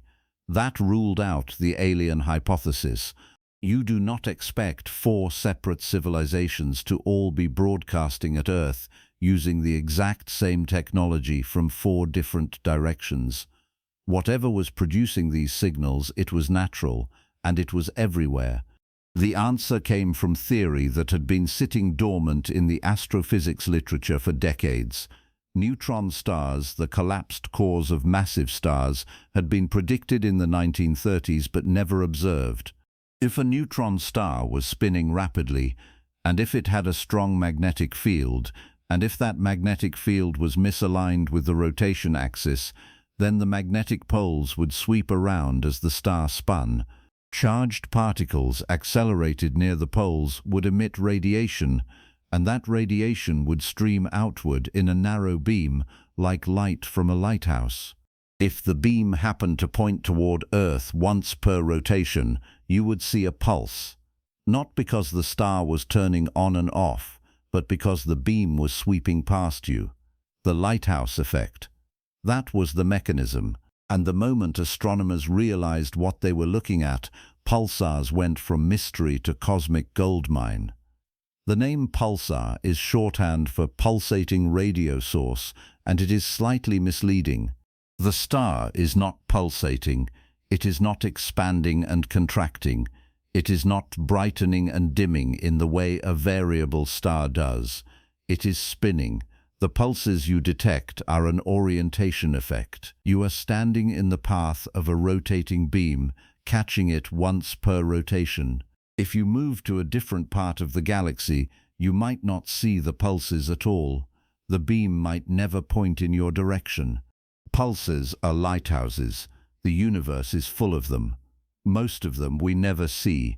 We only detect the ones whose beams happen to sweep across Earth. Bell Burnell's discovery earned Hewish the Nobel Prize in Physics in 1974. Bell Burnell, who made the initial observation, was not included in the award. That omission has been debated, criticized, and argued over ever since. Bell Burnell herself has downplayed it, noting that as a graduate student she was doing the work her advisor assigned, but the fact remains that she found the first pulsar, and the recognition went elsewhere. That is not the first time the Nobel Committee has made a questionable call. It will not be the last.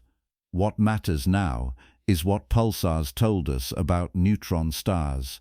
They confirmed that neutron stars exist. They proved that objects 20 kilometers across could spin hundreds of times per second without flying apart. They showed that magnetic fields in the cosmos could reach strengths trillions of times stronger than anything we can produce on Earth. And they gave astronomers a new tool, a cosmic clock precise enough to test the predictions of general relativity in ways that had never been possible before. Pulsars come in different types depending on what wavelength you are observing them in. Radio pulsars, the kind Bell Burnell discovered, emit most of their detectable radiation in radio waves. They are the most common type, and more than 3,000 have been catalogued to date. X-ray pulsars emit primarily in X-rays, usually because they are accreting material from a companion star in a binary system. The infalling matter heats up as it spirals toward the neutron star, emitting X-rays before it hits the surface. Gamma-ray pulsars, detected by space telescopes like Fermi, radiate at even higher energies.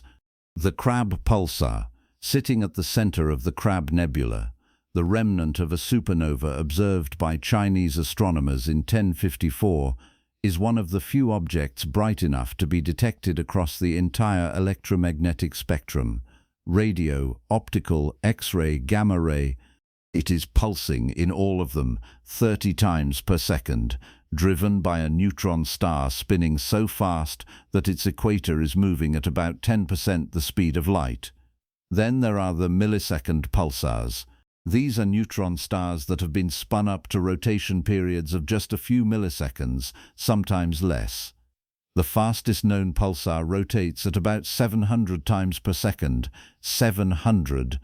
The entire star, 20 kilometers across, completing a full rotation in less time than it takes to blink. Millisecond pulsars are typically old, their rapid spin caused by accreting material from a companion star over millions of years. The infalling matter carries angular momentum, spinning the neutron star up like a top. Once the accretion stops, the pulsar is left spinning at extraordinary speeds, and because there is almost no friction in space, it keeps spinning. Millisecond pulsars are the most stable natural clocks in the universe. Their rotation periods are so regular that they rival atomic clocks in precision. Astronomers use them to test general relativity, detect gravitational waves, and probe the structure of spacetime itself. Binary pulsars, systems where a pulsar orbits another star or another neutron star, have been particularly important for testing Einstein's theory of gravity.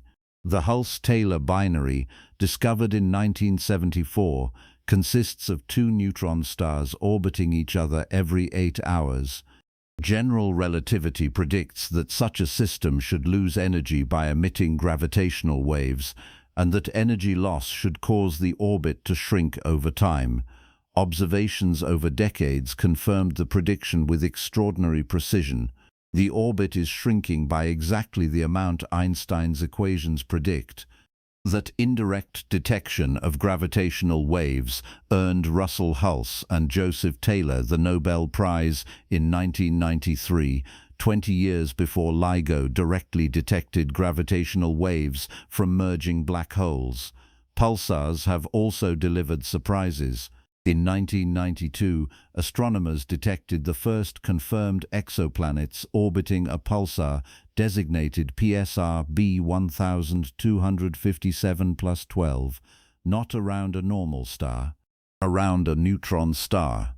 The planets, likely the remnants of material that survived the supernova or formed from the debris afterward, orbit in the hellish environment near a rapidly spinning, highly magnetized stellar corpse.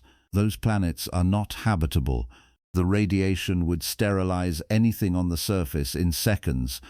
But their existence proved that planet formation can happen in environments no one expected, and it opened the door to the broader search for exoplanets that has since found thousands of worlds around normal stars. Pulsars are used as cosmic probes because they are so stable. The pulsar arrival times can be measured with microsecond precision. Any deviation from the expected timing tells you something has happened. If the pulsar is in a binary system, the orbital motion shifts the arrival time slightly as the pulsar moves toward and away from Earth. If a gravitational wave passes between the pulsar and Earth, it stretches and compresses spacetime, altering the travel time of the pulses. Arrays of pulsars spread across the galaxy form what astronomers call a pulsar timing array, a galaxy-scale gravitational wave detector sensitive to ripples in spacetime with wavelengths of light-years. Early results suggest those arrays are detecting the faint background hum of gravitational waves produced by merging supermassive black holes across the universe. Final confirmation is still pending, but the technique works. Pulsars are lighthouses, and they are clocks, and they are telescopes pointed inward at the structure of the universe itself. Most pulsars spin down over time. The magnetic field drags on the surrounding space, sapping rotational energy, and the pulsar gradually slows. Eventually, after millions or billions of years, the rotation slows enough that the mechanism producing the beam shuts off. The pulsar stops pulsing. It is still a neutron star. It is still spinning, but it is no longer detectable as a pulsar. It fades into the background, a dead lighthouse drifting silently through the galaxy. Some neutron stars, though, do not fade quietly. Some are born with magnetic fields so strong that they do not just beam radiation, they warp spacetime, shatter atomic bonds, and unleash bursts of energy violent enough to fry satellites from halfway across the galaxy. Those objects are not just pulsars, they are something far more extreme. Some neutron stars, though, do not fade quietly. Some are born with magnetic fields so strong that they do not just beam radiation. They warp spacetime, shatter atomic bonds, and unleash bursts of energy violent enough to fry satellites from halfway across the galaxy. Those objects are not just pulsars, they are something far more extreme. Magnetars, the universe's magnetic monsters. Neutron stars with magnetic fields 1,000,000,000,000 times stronger than Earth's. 1,000,000,000,000, not 1,000,000, not 1,000,000,000, 1,000,000,000,000. Wrap your mind around that for a second. Earth's magnetic field, the one that deflects solar wind and keeps our atmosphere from being stripped away, measures about half a Gauss at the surface. A typical neutron star, the kind that becomes a pulsar, has a magnetic field of around 1,000,000,000,000 Gauss, already extreme, already strong enough that it would kill you from thousands of kilometers away. Magnetars take that number and multiply it by 1,000. The strongest magnetar fields ever measured sit around 10 to the 15th Gauss, 10 quadrillion. A magnetic field so intense that it is the strongest known force field in the observable universe. Nothing else comes close. Not particle accelerators, not the cores of stars, not the event horizons of black holes. Magnetars occupy the #1 spot, and the gap between them and second place is absurd. Here is what a magnetic field that strong actually does. At about 1,000 kilometers from a magnetar, the field becomes powerful enough to disrupt the molecular bonds in your body. Not metaphorically, literally. The atoms that make up your cells, the electrons orbiting those atoms, the chemical bonds holding proteins and DNA together, all of it starts to break down. The magnetic field interacts with the quantum structure of matter so strongly that molecules cannot maintain their shape. You would not feel pain, you would not have time to feel anything. You would just stop being a coherent biological structure and become a cloud of dissociated atoms drifting in space. That is 1,000 kilometers out. For reference, the International Space Station orbits Earth at about 400 kilometers. If a magnetar suddenly appeared where the Moon is, roughly 384,000 kilometers away, it would not wipe your credit cards. It would wipe you, the entire planet, every living thing, every piece of technology. The magnetic field would induce currents in Earth's crust strong enough to trigger volcanic eruptions, destabilize the core, and strip away the atmosphere in a matter of hours. The biosphere would be sterilized, the surface would be scorched, and all of that would happen from an object sitting farther away than the Moon. The claim that a magnetar could wipe credit cards from halfway to the Moon is technically correct, but it undersells the danger. Credit cards rely on magnetic strips that get erased when exposed to fields of a few hundred Gauss. A magnetar at half the distance to the Moon, about 190,000 kilometers, would be radiating a field thousands of times stronger than that. Your credit cards would be the least of your concerns. Your phone would die, your computer would fry. Every satellite in orbit would shut down. Power grids across the planet would overload and collapse. And the field strength at that distance would still be climbing into ranges where it starts affecting atomic structure directly. NASA, in their overview of magnetars, put it with characteristic understatement. These are special stars with that attractive charm. That charm being a magnetic field colossal enough to kill anything within 1,000 kilometers and disrupt matter at scales we barely understand. Magnetars are neutron stars. That is the starting point. They form the same way every other neutron star forms. A massive star, 10 to 30 solar masses, burns through its fuel, collapses, and the core implodes. Protons and electrons merge into neutrons. The entire mass of the core, about 1.5 solar masses, compresses into a sphere 20 kilometers across. Neutron degeneracy pressure halts the collapse. The object stabilizes. A neutron star is born. But not all neutron stars are created equal. Most neutron stars spin rapidly, radiating energy through magnetic fields that are strong but manageable. Pulsars. We covered those. Magnetars are different. Magnetars are what happens when something goes wrong during the collapse, or right, depending on your perspective. The leading theory is that magnetars are born spinning extraordinarily fast, not just fast, faster than normal neutron stars. Some models suggest that if the collapsing core is rotating at close to its maximum possible speed, the rapid spin drives a dynamo process that amplifies the magnetic field by orders of magnitude. The dynamo, the same mechanism that generates Earth's magnetic field by churning molten iron in the core, operates in the newborn neutron star's interior. Except instead of molten iron, you have a sea of neutrons and protons and electrons sloshing around at temperatures of millions of degrees, compressed to densities where a teaspoon weighs 100 million tons.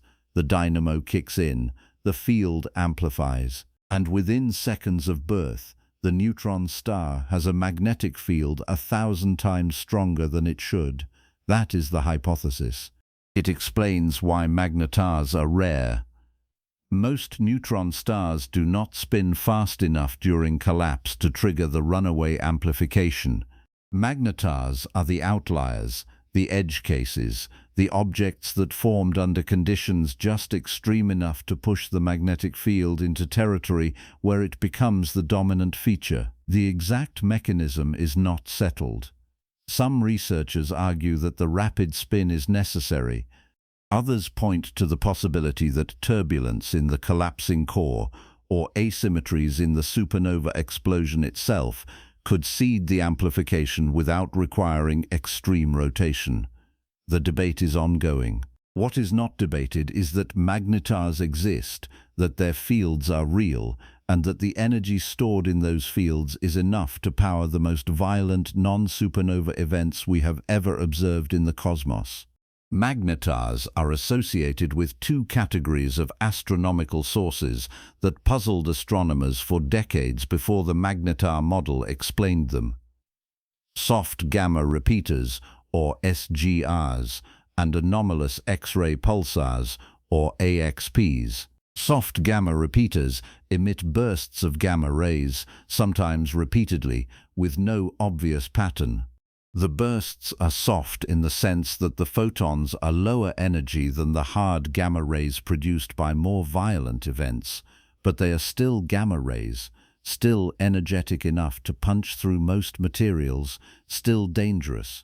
Anomalous X-ray pulsars behave like pulsars, pulsing regularly in X-rays, but they pulse too slowly and too brightly to be explained by the standard pulsar model. For years, astronomers catalogued these objects, noted their weirdness, and moved on.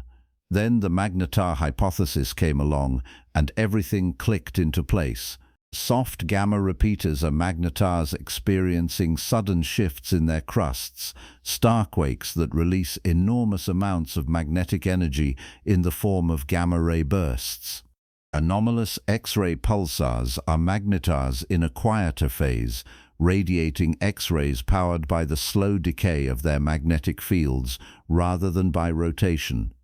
The two categories, once mysterious, became manifestations of the same underlying object, magnetars. The turning point in the field came on March 5, 1979. A gamma-ray burst slammed into detectors on satellites orbiting Earth, triggering alarms across multiple observatories. The burst was so intense that it overloaded instruments designed to measure the most energetic events in the universe. The source was traced to a neutron star in the Large Magellanic Cloud, a satellite galaxy orbiting the Milky Way, about 160,000 light-years away. The energy released in that single burst was greater than the Sun radiates in 1,000 years, in a fraction of a second, from an object 20 kilometers across. That event, now catalogued as SGR 0506-66, was the smoking gun. It proved that neutron stars could have magnetic fields strong enough to power gamma-ray flares visible across intergalactic distances. And it moved the magnetar idea from speculation to near certainty. Since then, astronomers have catalogued about a dozen confirmed magnetars, maybe a few more depending on which candidates you include. They are rare, far rarer than ordinary pulsars, which number in the thousands. But they are scattered through the galaxy, most of them sitting quietly, radiating X-rays, occasionally bursting when the magnetic field shifts and cracks the crust like tectonic plates on a planet made of neutrons. The bursts are unpredictable. A magnetar can sit dormant for years, then suddenly unleash a flare that lights up X-ray detectors halfway across the solar system. One flare detected in 2004 released more energy in 1/10 of a second than the sun emits in a century. 1/10 of a second. The flare was bright enough that it ionized part of Earth's upper atmosphere, despite traveling across 50,000 light-years of space before it got here. The magnetic field itself is the engine. As the field decays, slowly releasing energy over thousands of years, it twists and tangles. The crust of the neutron star, solid but brittle, fractures under the strain. When the crust cracks, the magnetic field snaps into a new configuration, releasing energy in a burst. Think of it like snapping a rubber band that has been wound too tight. Except the rubber band is made of magnetic field lines strong enough to bend space-time, and the snap releases more energy than a star produces in a year. The process repeats. The field decays, the crust cracks, the magnetar bursts, and over millions of years the magnetic field gradually weakens until the magnetar becomes indistinguishable from an ordinary neutron star. The monster fades, the violence stops, and what is left is just another pulsar spinning quietly in the dark. Magnetars are proof that the universe does not stop at extremes we can comprehend. 1,000,000,000,000 times stronger than Earth's field sounds impossible, but it is not. It is physics pushed to edges where quantum mechanics and general relativity collide, where the behavior of matter becomes so strange that we are still writing the equations to describe it. And magnetars sit at that edge, radiating, bursting, warping spacetime with fields so powerful that they rewrite the rules for what magnetism can do. They are not the densest objects. That comes next. They are not the most massive. That comes after. But they are the most magnetic, and that alone makes them monsters. Because a magnetic field that strong is not just a number, it is a force that reaches across thousands of kilometers and tears reality apart. And somewhere in the galaxy right now, a magnetar is doing exactly that. Spinning, crackling, waiting for the next fracture. And when the crust finally breaks, the burst will light up the sky in wavelengths we cannot see, carrying a message written in gamma rays. The message is simple. I am still here. I am still dangerous, and I am not done yet. But even magnetars, as extreme as they are, eventually quiet down. The magnetic field decays, the bursts stop, and what remains is just another neutron star, cooling slowly into the dark. Unless the collapse goes further, unless gravity wins completely, and the neutron star itself cannot hold. That is where we go next, to the objects where nothing holds, where the collapse never stops, where space-time itself breaks. But even magnetars, as extreme as they are, eventually quiet down. The magnetic field decays, the bursts stop, and what remains is just another neutron star cooling slowly into the dark. Unless the collapse goes further, unless gravity wins completely and the neutron star itself cannot hold. That is where we go next, to the objects where nothing holds, where the collapse never stops, where space-time itself breaks. Black holes, the ultimate triumph of gravity, the point where physics as we understand it walks up to a wall and stops being able to explain what happens next. Not because we are not smart enough, Not because the math is too hard, because the rules themselves break down inside. Black holes are not stars. They are not objects in the way a planet or a neutron star is an object. They are regions, volumes of spacetime where gravity has become so strong that nothing, not particles, not radiation, not light itself, can escape once it crosses a specific boundary. That boundary is called the event horizon, and it is not a surface you can touch or a membrane stretched across space. It is a point of no return, a line in spacetime that once you cross it, every possible future leads inward. You cannot stop. You cannot turn around. You cannot slow down. The geometry of spacetime itself has bent so sharply that all roads lead to the center.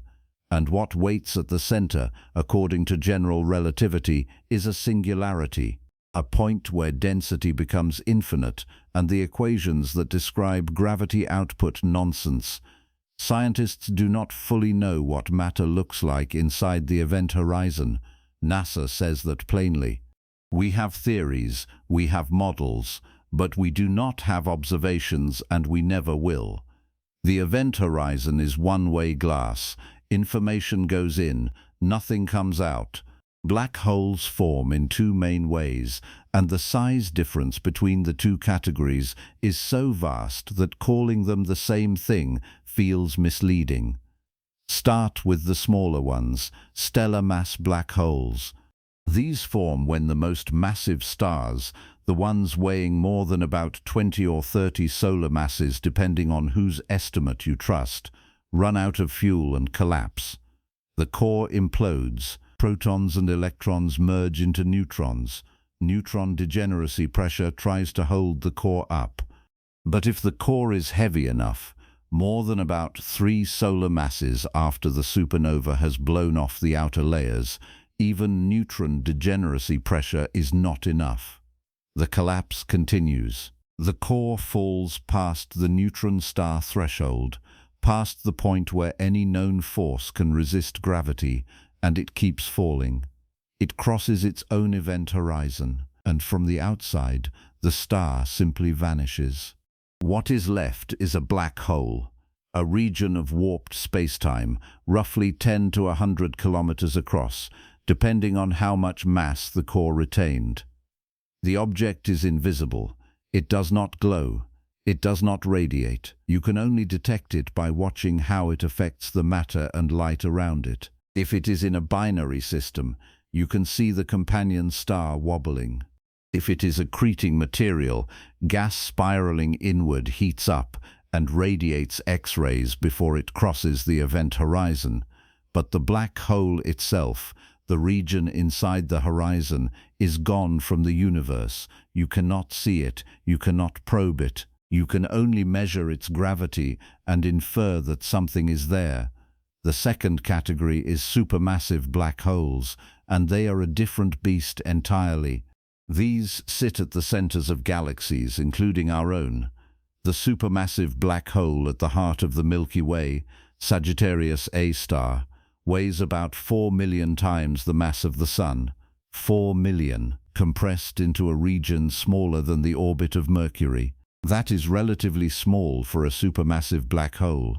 The largest ones ever detected weigh tens of billions of solar masses, tens of billions. A single object with more mass than some entire galaxies packed into a volume that would fit inside the solar system. The origin of supermassive black holes is more mysterious than stellar black hole formation. We do not know how they formed. We do not know how they grew so large so fast. The leading theories point to direct collapse of enormous gas clouds in the early universe, or runaway mergers of smaller black holes, or both. But the exact pathway is still uncertain. The ESA notes that black holes have been theorized for more than 200 years, and observatories like Hubble helped provide strong evidence that many galaxies contain them.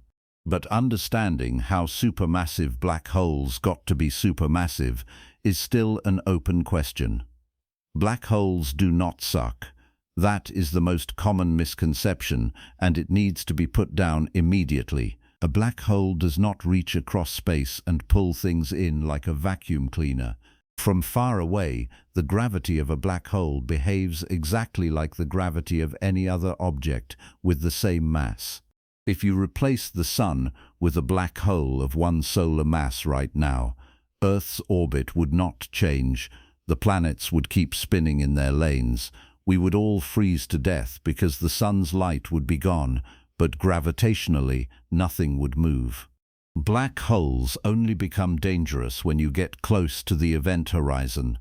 Close enough that the tidal forces, the difference in gravitational pull between your head and your feet, become strong enough to stretch you into a thin stream of atoms. Astronomers call that spaghettification, and it is exactly what it sounds like. You get pulled into a noodle, but that only happens near the horizon. From a distance, a black hole is just another massive object exerting gravity in a perfectly normal way. The event horizon is where things get strange. It is not a physical surface. It is a boundary in space-time. Cross it and your future changes. Every trajectory you could follow, every path through space-time that obeys the laws of physics, leads inward toward the singularity. You cannot escape not because something is holding you back, but because the concept of escape stops making sense. The geometry has bent so sharply that outward no longer exists as a direction. Time itself behaves strangely near the horizon.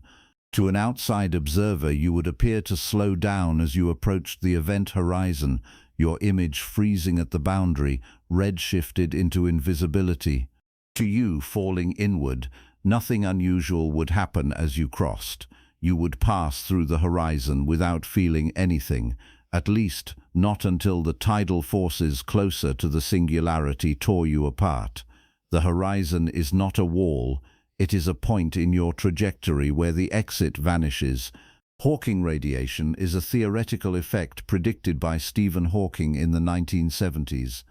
It suggests that black holes are not completely black. Quantum effects near the event horizon can create pairs of particles, one of which falls into the black hole while the other escapes. The escaping particle carries energy away from the black hole, causing it to lose mass over time. The effect is extraordinarily weak. A stellar mass black hole would take longer than the current age of the universe to evaporate through Hawking radiation. A supermassive black hole would take trillions of times longer. Hawking radiation has never been directly observed. It remains a prediction, a consequence of trying to merge quantum mechanics with general relativity near an event horizon. But if it is real, it means black holes are not eternal. They are just very, very patient. Quasars are not black holes. They are the brightest objects in the universe, and they are powered by black holes.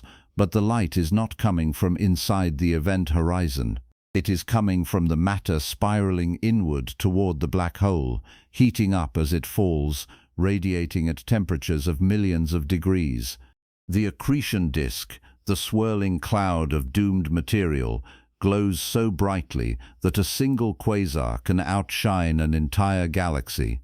The central black hole in a quasar can weigh millions or tens of billions of solar masses, and the power output is staggering. Matter falling into a black hole converts a significant fraction of its mass into energy, somewhere between 5 and 32%, depending on the spin of the black hole and the geometry of the accretion disk. For comparison, hydrogen fusion in a Sun-like star converts about 0.7% of the mass into energy. Accretion onto a black hole is the most efficient energy generation mechanism in the known universe. The gas in the inner regions of a quasar accretion disk can reach speeds of 10,000 kilometers per second, 10,000, roughly 3% the speed of light. All of that motion generates heat, and that heat radiates outward, flooding the surrounding galaxy with enough ultraviolet and X-ray radiation to sterilize any planets unlucky enough to be nearby. The idea that quasars are powered by supermassive black holes was proposed in 1964 by Edwin Salpeter and Yakov Zeldovich. It took decades to confirm, but the model has held up. Quasars are what galaxies look like when their central black holes are feeding aggressively. Our own galaxy's supermassive black hole is quiet right now, accreting material slowly, barely glowing. But billions of years ago, it may have been a quasar, blazing across the early universe, visible from the other side of the cosmos. And then there is the edge, the theoretical frontier. The objects that may or may not exist, depending on whether the universe allows matter to be compressed beyond neutron stars, quark stars, hypothetical remnants where the pressure is so extreme that neutrons themselves break down into their constituent quarks. Neutrons are not fundamental particles. They are made of 3 quarks, 2 down quarks and 1 up quark, held together by the strong nuclear force. Under normal conditions, quarks are confined inside protons and neutrons. They do not exist freely in nature. But at the densities found in the cores of the heaviest neutron stars, possibly the quarks might break free. The boundary between individual neutrons dissolves, and what is left is quark matter. A sea of up, down, and strange quarks, no longer organized into neutrons, just floating freely in a state that has no analog anywhere else in the universe. Quark stars are unconfirmed. No one has detected one. The theoretical framework predicts they could exist, sitting in the narrow mass range between the heaviest stable neutron stars and the lightest black holes. But we do not have observational proof. We do not have a confirmed candidate, and the uncertainty around the equation of state for matter at those densities means we are not even sure whether quark stars are stable or whether they would immediately collapse into black holes. They represent the edge of what physics can predict, the boundary where our models start guessing. If quark stars exist, they would be slightly smaller than neutron stars, slightly denser and slightly stranger in every sense of the word. Strange quarks, the heavier cousins of up and down quarks, might dominate the interior, forming what physicists call strange matter. Strange matter is hypothetically more stable than ordinary matter, and if that hypothesis is correct, a quark star made of strange matter might be the most stable configuration for a lump of baryonic mass in the universe. More stable than atoms, more stable than neutrons, just sitting there quietly existing as a sphere of naked quarks held together by forces we barely understand. But that is speculation. Educated speculation, grounded in particle physics and general relativity, but speculation nonetheless. The provided sources do not give us a confirmed quark star. They do not give us a density figure we can cite with confidence. What they give us is a frontier, a place where the known categories stop and the unknown begins. Neutron stars exist. Black holes exist. Between them, maybe, sits something we have not named yet. Or maybe the gap is empty. Maybe matter collapses straight from neutron star to black hole with no intermediate step. We do not know, and that uncertainty is the point. Black holes are the ultimate triumph of gravity, the place where space-time bends so sharply that it traps everything, even light, even information, even the concept of escape itself. Quark stars, if they exist, are the last stand, the final attempt by matter to hold itself together before giving in completely. And beyond that, there is nothing, just the singularity, the point where density becomes infinite, where the equations break, where physics as we know it stops pretending to have answers. That is the end point. That is where stars go when they run out of every option. They collapse. They vanish. And what is left is a hole in space, a scar on the fabric of the universe, a place where something used to be, and now there is only gravity. We have walked through 18 types of stars, From the smallest red dwarfs that will burn for trillions of years to the hypergiants that tear themselves apart in millions. From the failed brown dwarfs that never quite ignited to the Magnetars, whose magnetic fields rewrite the rules of what matter can do. From the patient orange dwarfs offering billions of years of stable light to the blue supergiants that flood their surroundings with radiation and die young. Every category, every object, every stage of stellar evolution is a chapter in the same story. Gravity and fusion. Collapse and explosion, heat and time, and at the very end, when the fuel runs out and the light fades and the last star in the universe finally goes dark, what remains is a collection of remnants, white dwarfs cooling into black dwarfs, neutron stars spinning silently through the void, black holes drifting alone through an expanding cosmos that has run out of stars to make. That is the future. That is where this all leads. Not tomorrow, not in any time frame that matters to you or to anyone you will ever know, but eventually, the universe is patient and gravity always wins. You now know what a red dwarf is. You know what a magnetar can do. You know that a teaspoon of neutron star material weighs 6 billion tons and that somewhere in the galaxy right now, a hypergiant is tearing itself apart simply by existing.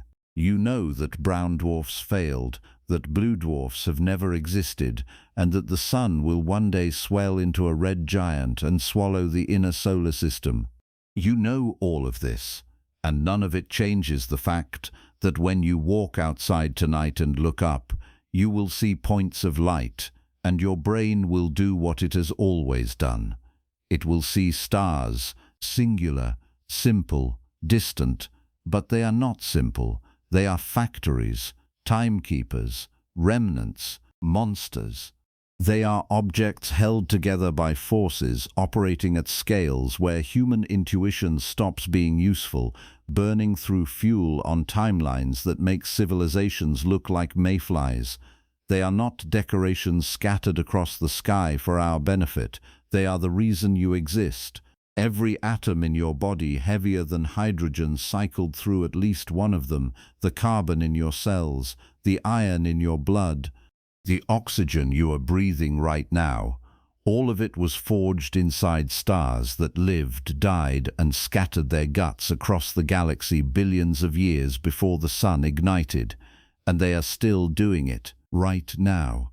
Somewhere in the Milky Way, a Wolf-Rayet star is blowing itself apart.